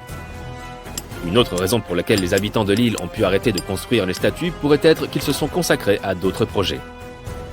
Les rocailles devenaient de plus en plus courantes avec une population croissante. Or, ces rocailles étaient excellentes pour le sol, le gardant au chaud et le fertilisant en même temps. Les insulaires consacraient beaucoup de temps et d'efforts à tailler ces rocailles, et ils n'avaient tout simplement plus assez de temps pour la construction et le déplacement des statues. Une autre théorie suggère que les croyances des locaux ont changé avec le temps. On suppose qu'autrefois, les habitants de l'île voyaient les statues comme un lien avec leurs ancêtres. Mais après un certain temps, les rituels décrivant une démonstration de force et d'endurance sont devenus plus répandus. Et avec ces rituels, les insulaires ont commencé à sculpter des images liées aux oiseaux de mer. Ces derniers sont devenus le principal animal de l'île. Les gens ont commencé à croire que leurs ancêtres les regardaient à travers les oiseaux au lieu des statues. Il n'y avait donc plus de raison de construire les Moai. Quel que soit le degré de véracité de ces théories, le principal problème était que la petite île ne pouvait plus supporter une population croissante. Ce qui était autrefois une terre luxuriante couverte de forêts est rapidement devenu un paysage stérile. Pendant les premiers siècles, les gens dépendaient des ressources forestières. Mais l'agriculture a pris de l'ampleur quelque temps après 1550, lorsque les forêts ont disparu. Les tribus qui travaillaient autrefois ensemble pour construire les fantastiques monolithes ont fini par entrer en compétition les unes avec les autres. Dans cette lutte pour les terres et les ressources, les statues Moai ont été renversées, car les gens voulaient réduire leur importance. Au cours des siècles suivants, toutes les statues ont été renversées, mais pas toujours délibérément. Beaucoup sont tombées naturellement après avoir été négligées pendant si longtemps. Certaines ont même fini dans les eaux de l'océan entourant l'île. Elles y sont restées un certain temps. Mais certaines de ces statues ont connu une deuxième vie. Elles ont été réédifiées, offrant une magnifique expérience aux visiteurs du monde entier. Si tu fais un voyage jusqu'à cette île isolée, la première question que tu te poseras ne sera probablement pas de savoir comment les statues ont été construites ou déplacées. Ce sera plutôt comment diable quelqu'un a-t-il pu arriver jusqu'ici en premier lieu. C'était l'un des exploits les plus incroyables qui soient. Les Polynésiens ont sans nul doute fait des choses assez extraordinaires. Dès 1500 avant Jésus-Christ, ce peuple de marins a commencé à explorer le monde. Ils ont utilisé les inventions marines les plus avancées de leur époque. Ils ont traversé l'océan en catamaran et en bateau à balancier, en commençant par l'Asie du Sud-Est et en peuplant de nombreuses autres régions dans le Pacifique. Ils sont allés aussi loin que l'actuel Hawaï au nord en 900 avant Jésus-Christ et l'actuelle Nouvelle-Zélande au sud en 1200 avant Jésus-Christ. Et le voyage le plus lointain vers l'est a été bien sûr l'île de Pâques. En seulement quelques centaines d'années, ces premiers navigateurs ont peuplé une zone de plusieurs milliers de kilomètres carrés. Ils mémorisaient simplement les endroits où ils étaient déjà allés, et de cette façon réussissaient à naviguer sur l'océan. Ils utilisaient un large éventail de techniques. Ils observaient le ciel lorsqu'il se levait et se couchait, tandis que la nuit, les étoiles les aidaient. Si le temps était couvert et que les marins ne pouvaient pas s'orienter visuellement, ils utilisaient d'autres méthodes brillantes. Ils observaient notamment le mouvement des courants océaniques et les motifs des vagues, et prêtaient attention à la bioluminescence dans l'eau. Ces motifs les aidaient à trouver l'emplacement d'îles spécifiques. Ces marins comprenaient même comment les îles et les atolls au loin provoquaient des motifs d'interférence aérienne et maritime. Les oiseaux leur fournissaient aussi de précieux indices. Certains d'entre eux migraient sur de longues distances d'une île à l'autre, ce qui donnait aux marins une sorte de lien visuel pour leur itinéraire. D'autres types d'oiseaux avaient des périodes d'alimentation spécifiques. Les marins savaient quand et où ils chassaient et dirigeaient leurs bateaux en fonction des endroits où ces oiseaux se nourrissaient. Les Vikings ont sans doute reçu beaucoup trop de mérite par rapport à leurs aptitudes maritimes. Alors qu'ils utilisaient une boussole solaire, les premiers Polynésiens se fiaient uniquement à leur connaissance de la façon dont la nature elle-même pouvait les guider. Leurs compétences étaient si avancées qu'en 1769, le capitaine James Cook, un célèbre explorateur anglais, a même engagé un navigateur polynésien pour ses connaissances approfondies des mers. Et ce qui est encore plus surprenant, c'est que ce navigateur a dessiné une carte de mémoire. Elle couvrait une région de 3200 km de large. Dans cette région, il y avait 130 îles, et le navigateur connaissait 74 de ces îles par leur nom. Au début de leur voyage, le capitaine Cook a souvent ignoré les conseils du navigateur. Mais vers la fin de leur voyage, il a été très impressionné. Il a également reconnu les Polynésiens comme étant probablement le peuple le plus répandu sur Terre.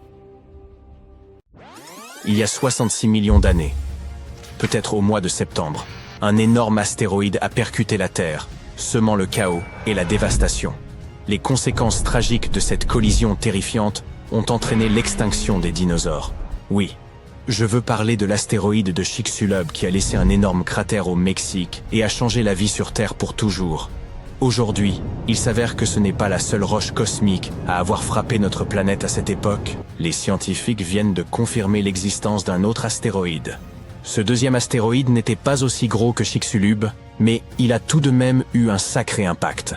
Il s'est écrasé au large des côtes de l'Afrique de l'Ouest, s'enfonçant dans l'océan et laissant derrière lui un cratère, le cratère Nadir. Et croyez-moi, ses effets sont loin d'avoir été insignifiants. L'impact a été si puissant qu'il a déclenché un véritable tsunami.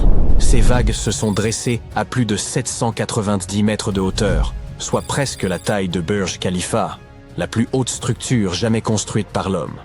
Mais comment en sommes-nous arrivés à la conclusion qu'il y avait eu un deuxième impact? Wisden Nicholson, de l'université Heriot-Watt, a repéré le cratère Nadir en 2022. Le docteur Nicholson examinait des images à haute résolution du plancher océanique lorsqu'il a remarqué une énorme dépression de 9 km de large, sous près de 305 mètres d'eau. Il a pensé qu'il pouvait s'agir d'un cratère d'impact d'astéroïdes, mais à l'époque, les preuves dont il disposait n'étaient pas suffisamment solides. Aujourd'hui, les scientifiques ont confirmé qu'il s'agissait bien d'un cratère. Un deuxième astéroïde a bel et bien frappé la Terre à l'époque de l'extinction des dinosaures. Voyons maintenant comment ils ont compris cela. Tout d'abord, il y a eu ces images sismiques 3D de très haute résolution. Elles ont permis aux chercheurs de séparer les couches du plancher océanique et d'obtenir une vue parfaitement nette du cratère. C'est un peu comme quand on passe d'une échographie floue à des scans en 3D où tous les détails sont visibles. Leurs conclusions ont confirmé que le cratère avait été créé par un astéroïde d'une largeur comprise entre 457 et 500 mètres. L'impact a été si intense qu'il a produit un pic central, formé des crêtes autour du cratère et même endommagé une zone périphérique de plusieurs milliers de kilomètres. À l'aide de ces images très détaillées, les scientifiques ont réussi à reconstituer ce qui s'est passé juste après que l'astéroïde a heurté la surface de notre planète. Il a d'abord percuté l'océan, créant un premier cratère en forme de cuvette. Au fur et à mesure que l'onde de choc s'est propagée, les fonds marins ont été si violemment secoués qu'il y a eu plusieurs glissements de terrain. Les sédiments meubles entourant le cratère se sont effondrés vers l'intérieur, créant un rebord bien visible. Comme vous le savez déjà, l'impact a également déclenché un tsunami dont la puissance a été telle que les vagues ne se sont pas contentées de s'étendre vers l'extérieur, mais se sont retournées vers le cratère, laissant d'énormes cicatrices sur le fond océanique. Et il ne s'agissait pas d'une seule grande vague. Non, il y en a eu toute une série. Une succession de tsunamis détruisant tout sur leur passage. Ce deuxième impact d'astéroïde est un événement majeur pour les scientifiques. C'est une occasion rare pour eux d'étudier un cratère d'impact marin dans ses moindres détails.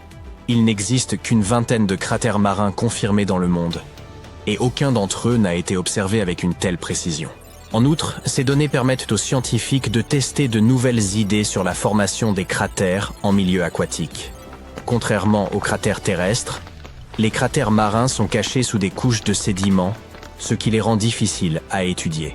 Mais grâce à cette nouvelle imagerie en 3D, nous pouvons observer le cratère sur toutes ces couches. C'est comme si l'on coupait un gâteau pour voir de quoi il est fait. Le docteur Nicholson et son équipe rêvent maintenant de réaliser des forages dans le cratère afin de prélever des échantillons dans les profondeurs du plancher océanique. Cela leur permettrait de mesurer la pression de choc lors de l'impact et de comprendre ce qui s'est passé dans les minutes, les heures et les jours qui ont suivi la collision. Bien entendu, l'astéroïde de Chicxulub reste la vedette de l'extinction des dinosaures. Ce voyageur de l'espace était gigantesque. Il mesurait entre 10 et 14 km de large.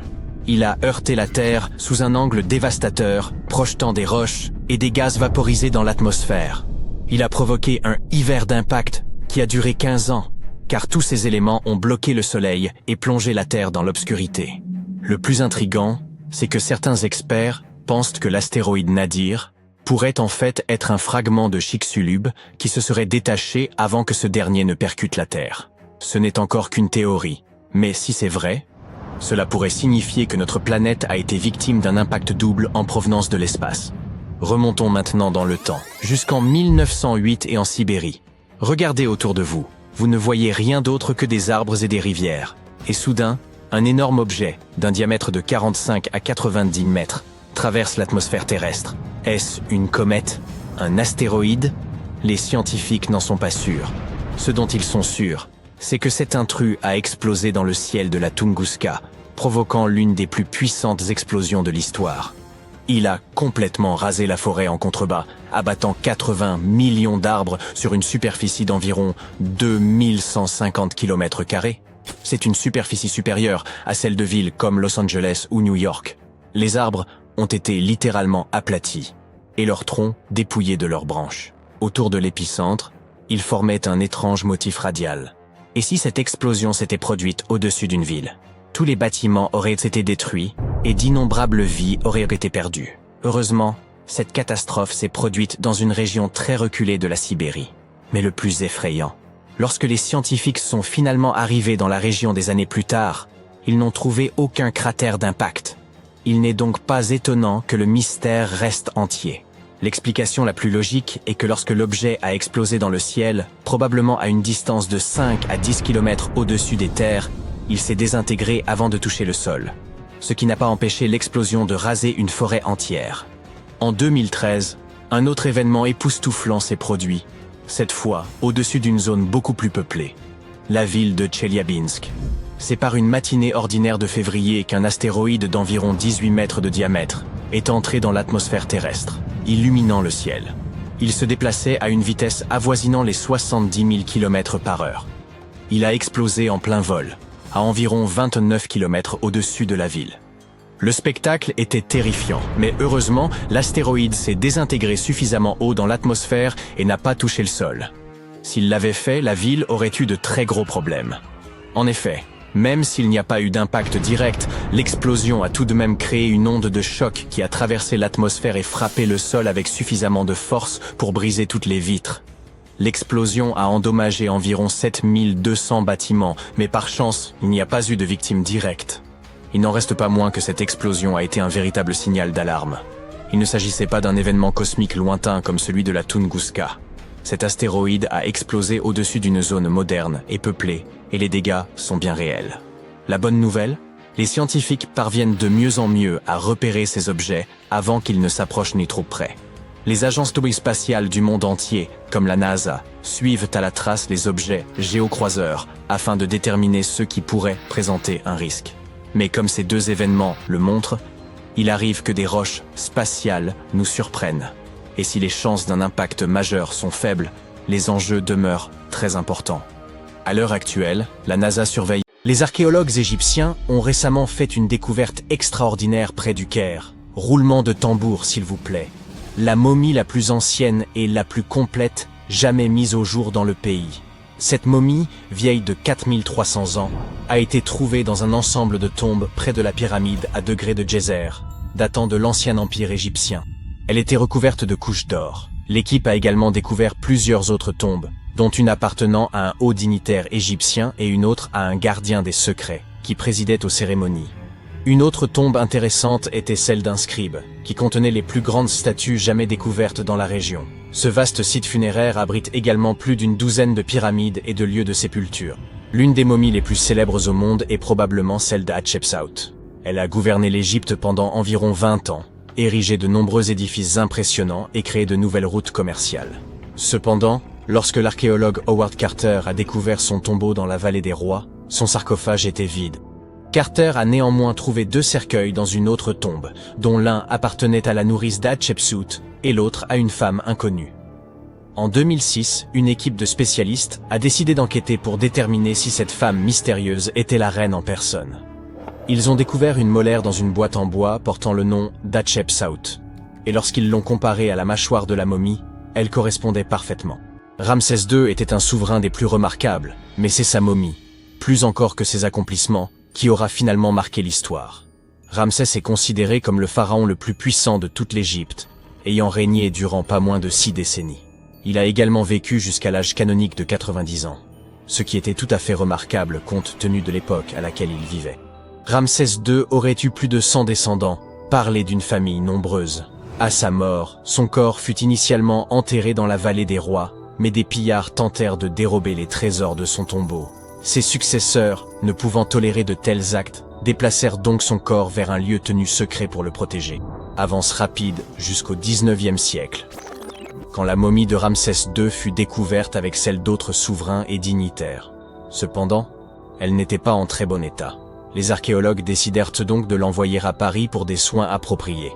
Le problème, c'est qu'il ne pouvait tout simplement pas être expédié vers un autre pays. La seule solution fut de donner à Ramsès II un passeport. Sa profession y était indiquée comme « roi », et le document comportait même sa photo. La plupart des momies ne sont pas nécessairement réputées pour avoir une peau très hydratée, mais celle d'une femme originaire de Chine et surnommée Lady Di prouve le contraire. Non, nous ne parlons pas de cette Lady Di, mais d'une marquise remontant à la dynastie Han, découverte dans un tombeau richement décoré en 1971. Grâce aux conditions particulières de son sépulcre, humidité et absence d'oxygène, son corps était presque parfaitement préservé. Sa peau était douce, ses cheveux impeccables, et elle était encore souple. Le musée qui expose aujourd'hui sa momie montre également une multitude d'objets luxueux enterrés avec elle, comme de la vaisselle et des instruments de musique. Les archéologues, en examinant la momie de plus près, découvrirent qu'elle était décédée d'une crise cardiaque vers l'âge de 50 ans. Bien qu'elle ait quitté ce monde depuis plus de 2000 ans, Madame Di continue de fasciner. La momie d'Ötzi, l'homme des glaces, fut découverte dans les Alpes en 1991. Les autorités autrichiennes pensèrent d'abord qu'il s'agissait d'un alpiniste moderne, tant il était bien conservé. Il s'avéra qu'il provenait en réalité de l'âge du cuivre. Grâce à l'étude de sa momie, retrouvée dans un col de montagne à plus de 3000 mètres d'altitude, nous en avons énormément appris sur la vie en Europe durant le Chalcolithique. Par exemple, nous savons qu'il était originaire d'Europe centrale et qu'il consommait régulièrement de la viande. Il souffrait également d'arthrite, de rétrécissement des artères et de troubles intestinaux. Mais il utilisait probablement l'acupuncture et des herbes médicinales pour traiter ses affections. Apparemment, il était aussi très habile de ses outils. Il les avait aiguisés quelques jours à peine avant sa mort prématurée. Peut-être anticipait-il des ennuis? Ou se préparait-il simplement pour une tâche de routine? Le roi Toutankhamon et son histoire figurent parmi les plus célèbres de toutes les momies d'Égypte. Ce pharaon est décédé à l'âge précoce de 19 ans, il y a plus de 3 millénaires, mais sa momie reste l'une des plus emblématiques au monde. Lorsque son tombeau a été ouvert en 1922, l'excitation était à son comble car il était encore intact, contrairement à de nombreux autres tombeaux royaux. Il contenait des sarcophages somptueusement ornés, dont un en or massif.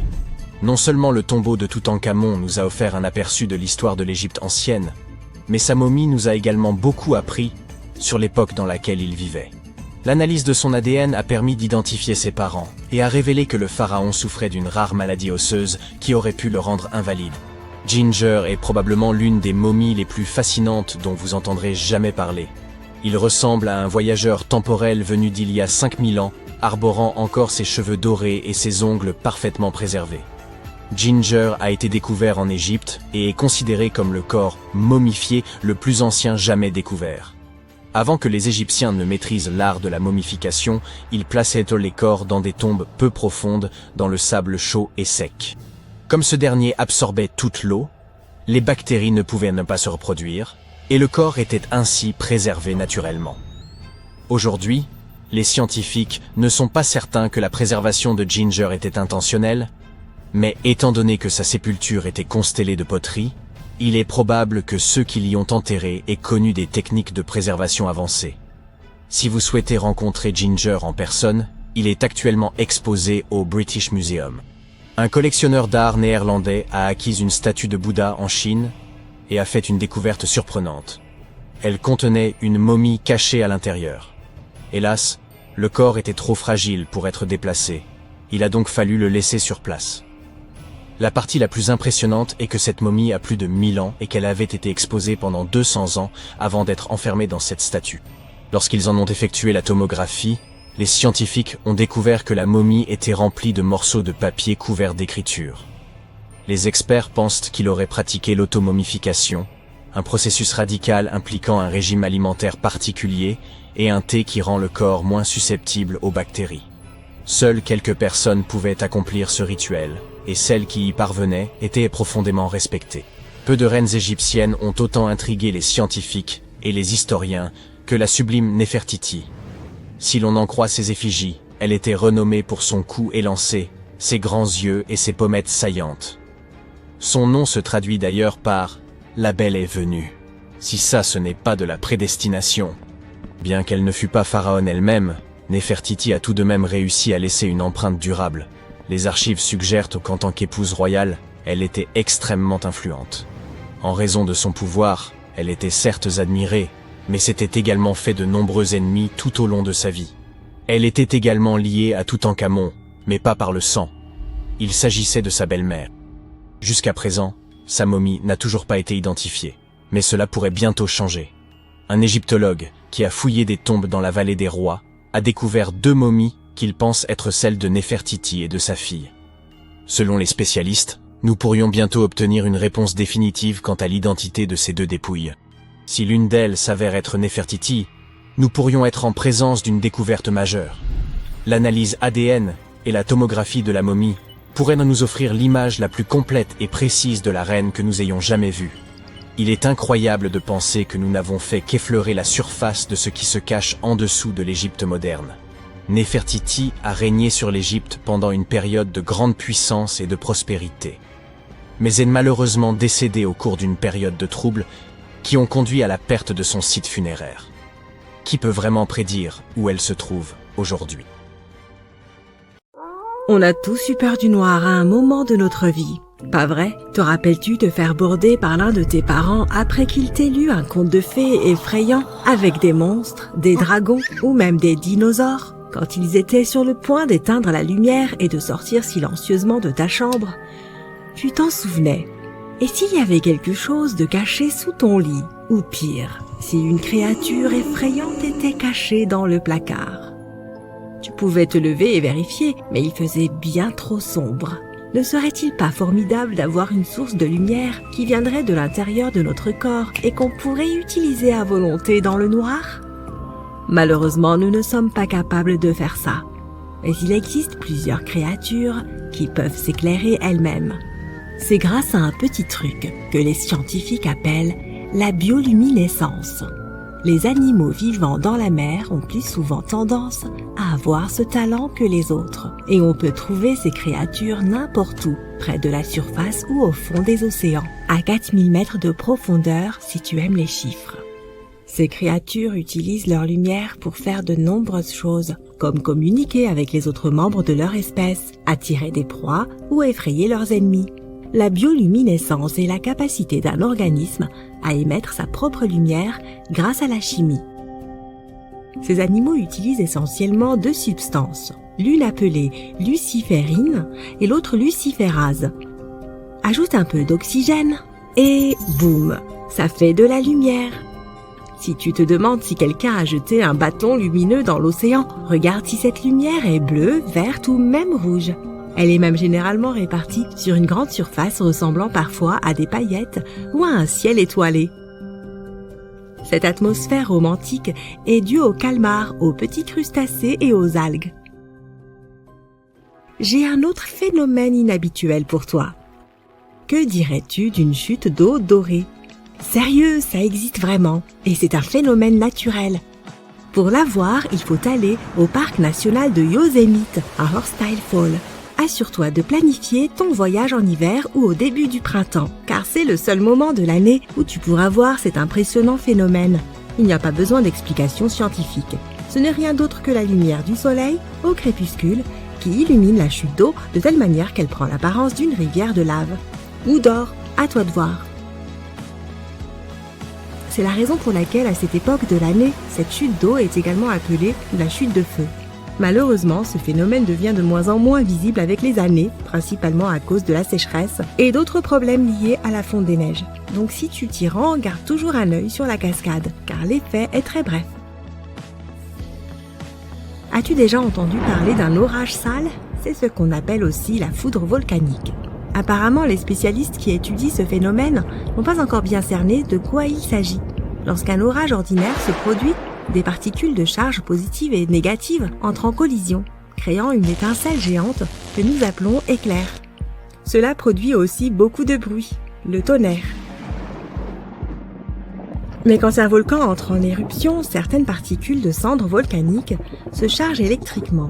Étant projetées dans les airs avec une force énorme, elles entrent en collision et provoquent des décharges électriques.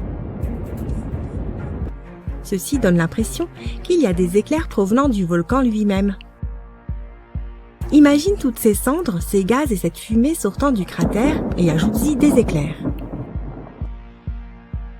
L'ensemble est vraiment spectaculaire. Maintenant, que penses-tu de nuages qui ressemblent à des vagues? On les appelle asperitas. Ils sont généralement assez proches du sol, contrairement aux nuages habituels. Leur nom vient du latin aspero, qui se traduit par rêche ou inégal.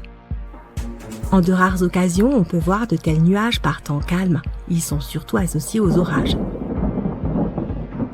Ces nuages apparaissent lorsque les conditions atmosphériques sont instables et étonnamment, ils ne produisent pas de pluie. Même s'ils ressemblent à des nuages d'orage, ils créent également des motifs aléatoires, trompant nos yeux en leur faisant croire que nous regardons la surface de la mer depuis le fond de l'eau. D'autres nuages impressionnants sont les mammatus. Ce qui les rend si particuliers, c'est une série de renflements émergeant de la base de chaque nuage. Quand ces nuages atteignent un niveau de l'atmosphère où la direction du vent change, ils forment ces motifs ressemblant à des vagues dans le ciel. L'Australie est l'endroit idéal si tu aimes le surf. Mais toutes les vagues que tu verras là-bas ne sont pas faites d'eau.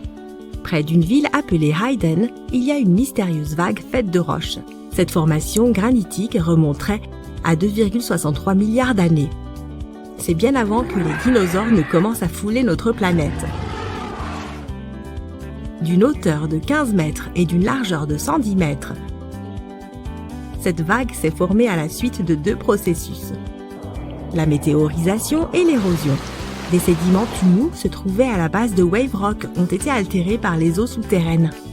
Les vents et les pluies ont fait le reste du travail, provoquant l'érosion du reste de la formation. Ces rayures rouges, jaunes et grises sont constituées d'hydroxyde de fer, de carbonate et d'autres composés chimiques qui ont été emportés par la pluie. Maintenant que tu es en Australie, il y a un autre endroit qui semble irréel, mais il faudra le survoler si tu veux obtenir la meilleure photo. Dans la partie occidentale du pays, entourée de forêts vertes, se trouve une série de lacs. Ils sont tous d'une stupéfiante couleur rose vif. Le plus célèbre d'entre eux est le lac Hillier. Un réservoir d'eau de 600 mètres de long, il est entouré de sable et d'une forêt d'eucalyptus. Cela fait encore plus ressortir sa teinte cartoonesque. L'une des nombreuses théories expliquant la couleur de ces lacs mystérieux est liée aux algues. Ces dernières semblent comporter des taux élevés d'une substance appelée bêta-carotène qui contient un pigment rouge-orange. Une autre explication implique des halobactéries, des micro-organismes qui ont parfois une couleur rouge. Des fois que tu n'aimes pas voler, ces lacs sont également parfaits pour s'y baigner. Ils ne sont pas toxiques même s'ils contiennent beaucoup de sel. Cela signifie que tu peux y flotter facilement et l'eau n'abîmera pas ton maillot de bain. En hiver, dans le nord du Canada, un phénomène étrange se produit au lac Abraham, dans l'Alberta. Sous la surface gelée, on peut apercevoir des formes bizarres ressemblant à des méduses congelées. Ce n'est absolument pas le cas, car ces formations effrayantes ne sont que des bulles de méthane gelées. Ce sont des poches de gaz qui ont été piégées sous l'eau après que le lac est gelé. Elles apparaissent lorsque des feuilles et de l'herbe tombent dans l'eau et que des bactéries se dégradent. Ce processus les transforme en méthane. Ce phénomène est aussi beau qu'il est dangereux, car ces poches de méthane peuvent facilement s'enflammer. Quand les températures remontent au printemps, la glace fond et ces bulles commencent à éclater et à pétiller. C'est très spectaculaire à observer. Imagine un lac de soda. Rappelle-toi simplement de ne pas apporter la moindre source de feu. Cela peut être dangereux pour les visiteurs. On peut observer ce type de lac dans tout le parc national de Banff, au Canada. La nature a souvent tendance à faire sa propre musique. Il suffit d'écouter le son des grillons la nuit ou le bruit apaisant d'une chute d'eau. Mais dans le comté de Bucks, en Pennsylvanie, un étrange phénomène géologique porte les vocalises de la nature à un tout autre niveau. Ces rochers s'appellent les Ringing Rock, et les scientifiques ne peuvent toujours pas expliquer leur comportement inhabituel. Si on frappe ces pierres avec un objet lourd, comme un marteau ou une autre pierre, elles émettent un tintement comme si elles étaient creuses. mais elles ne le sont pas du tout. Ce qui rend les ringigroks encore plus étranges, outre le son mystérieux qu'ils émettent, c'est qu'aucun animal ne veut s'y attarder, même si ces rochers sont entourés d'une épaisse forêt. Les scientifiques n'ont pas encore réussi à déceler la moindre activité animale dans la région. Ce qui est encore plus frappant, c'est que malgré tous les arbres qui les entourent, on ne trouve aucune feuille sur ces rochers. La raison pour laquelle ces rochers sont si peu attrayants pour les animaux et la végétation reste un mystère. Il y a de nombreuses portes partout dans le monde qui n'ont pas été ouvertes depuis des décennies, voire des siècles. La question est pourquoi ? On pourrait penser que de nos jours, on peut ouvrir n'importe quelle porte. Mais le truc, c'est que certaines sont condamnées pour une bonne raison. Et jusqu'à présent, on n'a toujours pas pu savoir quel type de trésor elles cachaient. Voici 4 portes mystérieuses. Le Taj Mahal. Nous commençons avec le Taj Mahal en Inde, l'un des endroits les plus romantiques au monde. Shah Jahan l'a commandé en 1631 et l'a dédié à sa 3e femme qu'il aimait comme un fou. Ils ont été mariés pendant 19 ans et ont eu 14 enfants ensemble. Mais malheureusement, elle est décédée en donnant naissance à leur dernier bébé. Shah Jahan a eu le cœur brisé et a décidé de construire un tombeau grandiose pour se souvenir d'elle. La construction a duré 20 ans. Le bâtiment a une disposition assez intéressante. La conception est super inhabituelle avec ses 4 minarets massifs de 40 mètres de haut qui se dressent au coin d'une énorme plateforme. Ils ne sont pas là uniquement pour l'esthétique. Au XVIIe siècle, les architectes avaient de sérieux problèmes avec les bâtiments qui s'effondraient sous leur propre poids. L'architecte en chef du Taj Mahal s'est donc assuré de placer ces minarets aussi loin que possible du tombeau. Il les a même inclinés de façon à ce que, s'ils devaient effectivement chuter, ils ne détruisent pas le reste du Taj Mahal. Tu parles d'une super planification.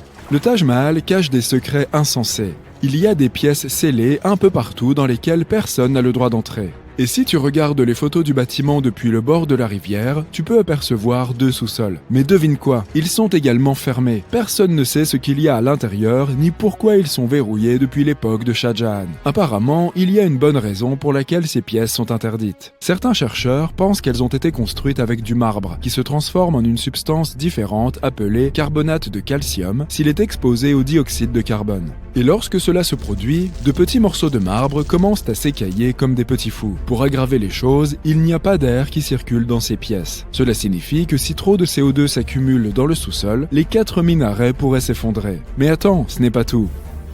Certaines personnes pensent que le corps de la femme de Shah Jahan se trouve peut-être dans l'une de ces pièces scellées, en parfait état. Et pourquoi pas ? Qui sait ce que ces salles mystérieuses peuvent bien garder ? Le Grand Sphinx de Gizeh. Le Grand Sphinx de Gizeh est entouré de mystères. Ce n'est pas seulement la plus grande statue monolithe au monde, c'est aussi une créature hybride avec une tête de femme et un corps de lion qui trouve son origine dans les mythologies égyptiennes et grecques. Elle est également très ancienne. On estime qu'elle a environ 4500 ans. La construction de cette merveille a duré approximativement 3 ans et a nécessité 100 ouvriers, qui n'étaient pas des esclaves, mais étaient traités avec des mets délicats comme de la viande de mouton et de chèvre. On pense par ailleurs qu'elle était autrefois beaucoup plus massive qu'aujourd'hui. Les archéologues ont trouvé d'énormes blocs de pierre et des boîtes à outils abandonnées près du site. Cependant, les véritables secrets du Sphinx se trouvent sous terre, près de ses pattes. Un groupe de scientifiques a utilisé un sismographe pour détecter 2 chambres cachées sous les pattes du Sphinx. Certaines personnes pensent que ces chambres pourraient être le légendaire Hall of Records, qui contient d'anciens parchemins révélant les secrets de l'univers. Je peux te dire que c'est bien plus cool que n'importe quelle bibliothèque que j'ai jamais visitée. La rumeur veut que les Égyptiens aient même caché des informations sur l'Atlantide. Autant dire qu'on est sur une version très ancienne de la théorie du complot. Malheureusement, nous ne pouvons pas tout simplement partir à l'aventure pour vérifier. Les chambres ont vraisemblablement 2 entrées, mais elles restent toutes 2 scellées. Les chercheurs n'ont pas encore reçu le feu vert pour vérifier leur théorie. Espérons qu'ils ne nous tiendront pas en haleine indéfiniment. Temple Sri Padmana Baswami. Ce temple est situé dans le magnifique état du Kerala en Inde. Ce temple est célèbre pour bien plus que sa beauté à couper le souffle. Sous le temple, il y a 6 voûtes, nommées de façon créative A, B, C, D, E et F. Les énormes portes en fer de ces chambres ajoutent au mystère de ce qui se cache derrière elles. Il y a quelques années, les autorités ont décidé d'ouvrir ces voûtes au monde, mais la tâche n'a pas été facile. Tu ne peux pas tout simplement ouvrir les portes et entrer. Non, la démarche a demandé beaucoup de travail. Cela leur a pris du temps, mais finalement, en 2011, ils ont ouvert 5 des 6 chambres. Et devine ce qu'ils ont trouvé. Des tonnes de trésors, des sacs d'or, des pierres précieuses et des bijoux en diamant d'une valeur inestimable. La valeur estimée de tout ce qui a été trouvé dans les chambres fortes est de 1000 milliards de dollars. C'est comme si le temple avait été la source d'inspiration réelle de la caverne des merveilles d'Aladin. Mais attends, j'ai dit 5 des 6. Qu'est-il arrivé à la dernière? La chambre forte B est restée fermée, et pourtant, ce n'est pas faute d'avoir essayé. Ils n'ont tout simplement pas réussi à l'ouvrir. On croit même qu'elle est mortellement maudite. La légende dit que seul un saint ou un sage peut briser la malédiction en chantant un mantra spécifique. Mais personne n'a encore réussi à le faire. Sans doute parce que nous n'avons pas de saint ou de sage à notre disposition. Il y a aussi une rumeur selon laquelle, dans les années 30, des envahisseurs de temples ont essayé d'entrer dans la chambre forte B pour y faire un bon vieux pillage classique. Mais ils n'ont jamais atteint leur objectif. Apparemment, de terribles serpents se sont matérialisés de nulle part et ont chassé la bande. Mais bien sûr, ce n'est qu'une légende urbaine, et il n'y a aucune preuve de cela. Cependant, on dit que le vérificateur général qui s'occupe du temple a affirmé que la chambre forte B avait été ouverte au moins 7 fois depuis 1990, et que rien de grave n'était arrivé à quiconque y était entré. Qui sait, peut-être devrions-nous envoyer Indiana Jones pour vérifier. Le tombeau du premier empereur. Au plus profond d'une colline, complètement intacte et entouré de pièges dangereux, se trouve un ancien tombeau vieux de 2000 ans. Il appartient à Qin Shi Huang, alias le premier empereur de Chine. Il est né dans l'état de Qin et est devenu roi alors qu'il n'était qu'un enfant. Mais lorsqu'il est devenu adulte et qu'il a acquis tous les pouvoirs, il a unifié les États belligérants qui divisaient la Chine ancienne en les conquérant. Il a ensuite créé la dynastie Qin. Lorsqu'il est mort en 210 avant notre ère, il a été enterré profondément sous terre dans un tombeau massif. Et quand je dis massif, je veux dire massif. En 1974, des fermiers de Xi'an, en Chine, sont tombés sur quelque chose d'étrange en creusant un puits. Un énorme soldat en terre cuite. Cette découverte a donné lieu à des fouilles archéologiques approfondies qui se sont poursuivies pendant plus de 40 ans, révélant une collection de milliers de soldats en terre cuite. Ce qui est unique à propos de ces soldats, c'est que chacun d'entre eux a ses propres caractéristiques, des coiffures aux expressions faciales. On pense qu'il pourrait y avoir jusqu'à 8000 de ces soldats, mais seulement 2000 ont été trouvés jusqu'à présent. Il est intéressant de noter que la tombe centrale, qui est censée être le lieu de repos de l'empereur, n'a pas encore été touchée. Les documents anciens font référence à une vaste ville souterraine que l'empereur a construite, avec des tours panoramiques, des palais, etc. Sima Qian, un historien de la dynastie Han, a écrit que la tombe était ornée de trésors et qu'elle pouvait accueillir des centaines de personnes. Mais le manque de technologie pour examiner correctement le site bloque les recherches. Qin Shi Huang était entouré de mercure liquide dans sa tombe, avec 2 des ruisseaux représentant les principaux fleuves de Chine, le fleuve jaune et le Yangtze. Les anciens Chinois croyaient que le mercure pouvait provoquer l'immortalité, mais il aurait également pu causer la mort de l'empereur puisqu'il prenait régulièrement des pilules de mercure pour prolonger sa vie. Les niveaux dangereux de contamination au mercure dans le sol près de la tombe sont la principale raison pour laquelle les scientifiques hésitent à l'explorer. Cela pourrait être très dangereux à la fois pour les gens et pour l'environnement. Si tu me demandes mon avis, si je devais choisir quelle porte ouvrir, je choisirais probablement celle qui ne mène pas à une tombe entourée de mercure toxique. Traite-moi de fou, mais j'aimerais éviter tout risque potentiel pour la santé. Ce village caché s'appelle Aogashima. Il est situé au cœur d'un cratère volcanique. Il se trouve au sud du Japon, à l'extrême nord de la Micronésie. L'histoire raconte qu'un volcan est entré en éruption dans la mer des Philippines dans les années 1780, ce qui a causé de nombreux dégâts à une communauté locale. La moitié de la population a réussi à échapper à cette énorme éruption et est revenue des années plus tard pour reconstruire le village. À l'heure actuelle, environ 160 personnes vivent paisiblement ici, même si l'on considère que le volcan est toujours actif. Huacachina, au Pérou, se trouve dans l'un des climats les plus secs du monde. Et pourtant, c'est une ville magnifique entourée de palmiers luxuriants. Elle dispose aussi d'une lagune dont on dit qu'elle a des propriétés curatives particulières. Le village compte un peu plus de 90 résidents qui gèrent de petits commerces. La plupart d'entre elles ont recours au sable comme principale ressource. Certains proposent des services de sandboarding ou même des dîners de luxe dans le désert. Depuis plus de 500 ans, un petit groupe de personnes vit dans le flanc d'une montagne appelée la Montagne Verte. C'est l'un des endroits les plus reculés d'Oman et du monde entier. Le seul moyen d'arriver jusqu'ici est à pied, à dos de mule ou en véhicule tout-terrain.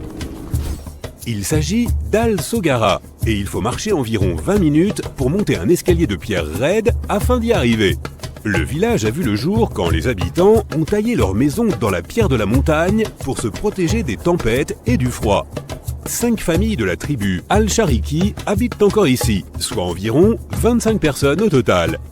On trouve beaucoup d'autres villages comme celui-ci dans la région, mais Al Sogara est particulier car c'est le seul qui soit encore habité. Il y a 14 ans encore, il n'y avait ni électricité ni ligne téléphonique. La route la plus proche que l'on pouvait trouver était à 10 km. Comme il n'y avait pas d'école, les gens devaient apprendre à lire et à écrire à la maison auprès de leurs aînés. Aujourd'hui encore, les villageois poursuivent cette pratique traditionnelle qui consiste à construire leurs maisons en les taillant directement dans la roche de la montagne. L'un des plus beaux joyaux grecs est Monemvasia, une ville fortifiée située dans le sud-est du Péloponnèse. Elle a été conçue pour être invisible depuis le continent, afin d'être mieux protégée. On la voit uniquement depuis la mer. Et pour y accéder, il faut suivre un étroit sentier qui la relie au continent. C'est d'ailleurs de là que vient son nom, qui se traduit par un seul passage. Monemvasia a été construite au Moyen-Âge, entièrement taillée dans la roche de la montagne. De nos jours, de nombreux anciens manoirs y ont été transformés en maisons d'hôtes et en charmants hôtels. Non seulement l'architecture est incroyable et magnifiquement préservée, mais la ville est également entourée d'eau cristalline. Une ville sans route? Fais tes valises pour aller à Giethoorn, aux Pays-Bas, si cela ne te dérange pas de voyager en bateau. La ville est très paisible, probablement parce que tout le monde ici se déplace par les canaux. Même le courrier est distribué par voie fluviale. Comme il n'y a pas de voiture et que les gens se déplacent rarement, la ville est très calme. Si calme que le son le plus fort que l'on puisse entendre est le caquettement d'un canard de temps en temps. Au départ, il s'agissait d'un décor de cinéma, mais Hobbiton, en Nouvelle-Zélande, existe toujours, même après la fin des tournages du Seigneur des Anneaux et du Hobbit. Il est possible de visiter cette charmante ville de décor. Il existe 44 trous de Hobbit au total, mais seuls quelques-uns d'entre eux sont ouverts au public. Le village isolé de Gazadalur, situé sur le flanc d'une montagne dans les îles Féroé, compte à peine 11 habitants. Il est surtout connu pour sa chute d'eau spectaculaire qui se jette directement dans l'océan Atlantique. Il n'y a pas si longtemps, on pouvait y accéder uniquement à pied, en traversant les montagnes. Cependant, un tunnel a été construit récemment, ce qui a rendu l'endroit facilement accessible en voiture. La comédie musicale Popeye des années 1980 a fait construire un décor sur mesure à Malte. Celui-ci n'a pas été démonté après la fin du tournage, et le village de Popeye abrite désormais des groupes de bâtiments en bois joliment colorés et une troupe d'acteurs. Il y a beaucoup de choses amusantes à faire sur place, comme assister à des spectacles de théâtre, faire des promenades en bateau, visiter des musées ou simplement explorer ce village original. Le village le plus ancien et le plus photographié d'Autriche s'appelle Hallstatt. C'est un joyau européen caché, avec des bâtiments anciens merveilleusement préservés et un lac salé souterrain. Il abrite aussi un musée avec des objets vieux de 7000 ans et la plus ancienne mine de sel du monde. La forteresse de Bourtange, aux Pays-Bas, est un petit bâtiment en forme d'étoile. Mis à part le côté créatif, il a été construit de cette façon à des fins défensives. Cela donnait aux gardes du fort un avantage stratégique car ils avaient une vue parfaite à 360 degrés. De nos jours, la construction est parfaitement conservée, y compris ses vieux bâtiments, ses rues pavées, ses moulins à vent en bois et ses ponts sophistiqués. Au Maroc, il existe un village traditionnel en terre entièrement fait de briques d'argile. Tu peux le trouver dans une vallée proche des montagnes de l'Atlas, à 51 km de la capitale du Maroc. Les marchands qui suivaient la route commerciale transsaharienne passaient par cette ville pour transporter des épices et de l'or. Comme cette route commerciale est devenue de moins en moins populaire, beaucoup de ces forteresses ont été abandonnées et sont aujourd'hui des vestiges bien préservés. c'est l'un des meilleurs endroits au monde pour skier car il est encore caché du public. Pas étonnant que les habitants l'appellent le côté secret de la vallée. Situé en Autriche, le minuscule village de Warth ne compte que 200 habitants. Non seulement c'est le village le plus enneigé de la planète, mais il a aussi accès à l'une des plus grandes pistes de ski du monde. Sa popularité a un peu augmenté en 2013 lorsqu'on a terminé la construction d'une autoroute à proximité. Burano, en Italie, est l'une des îles les plus colorées du monde. En raison de ses superbes couleurs, elle a presque un aspect tropical.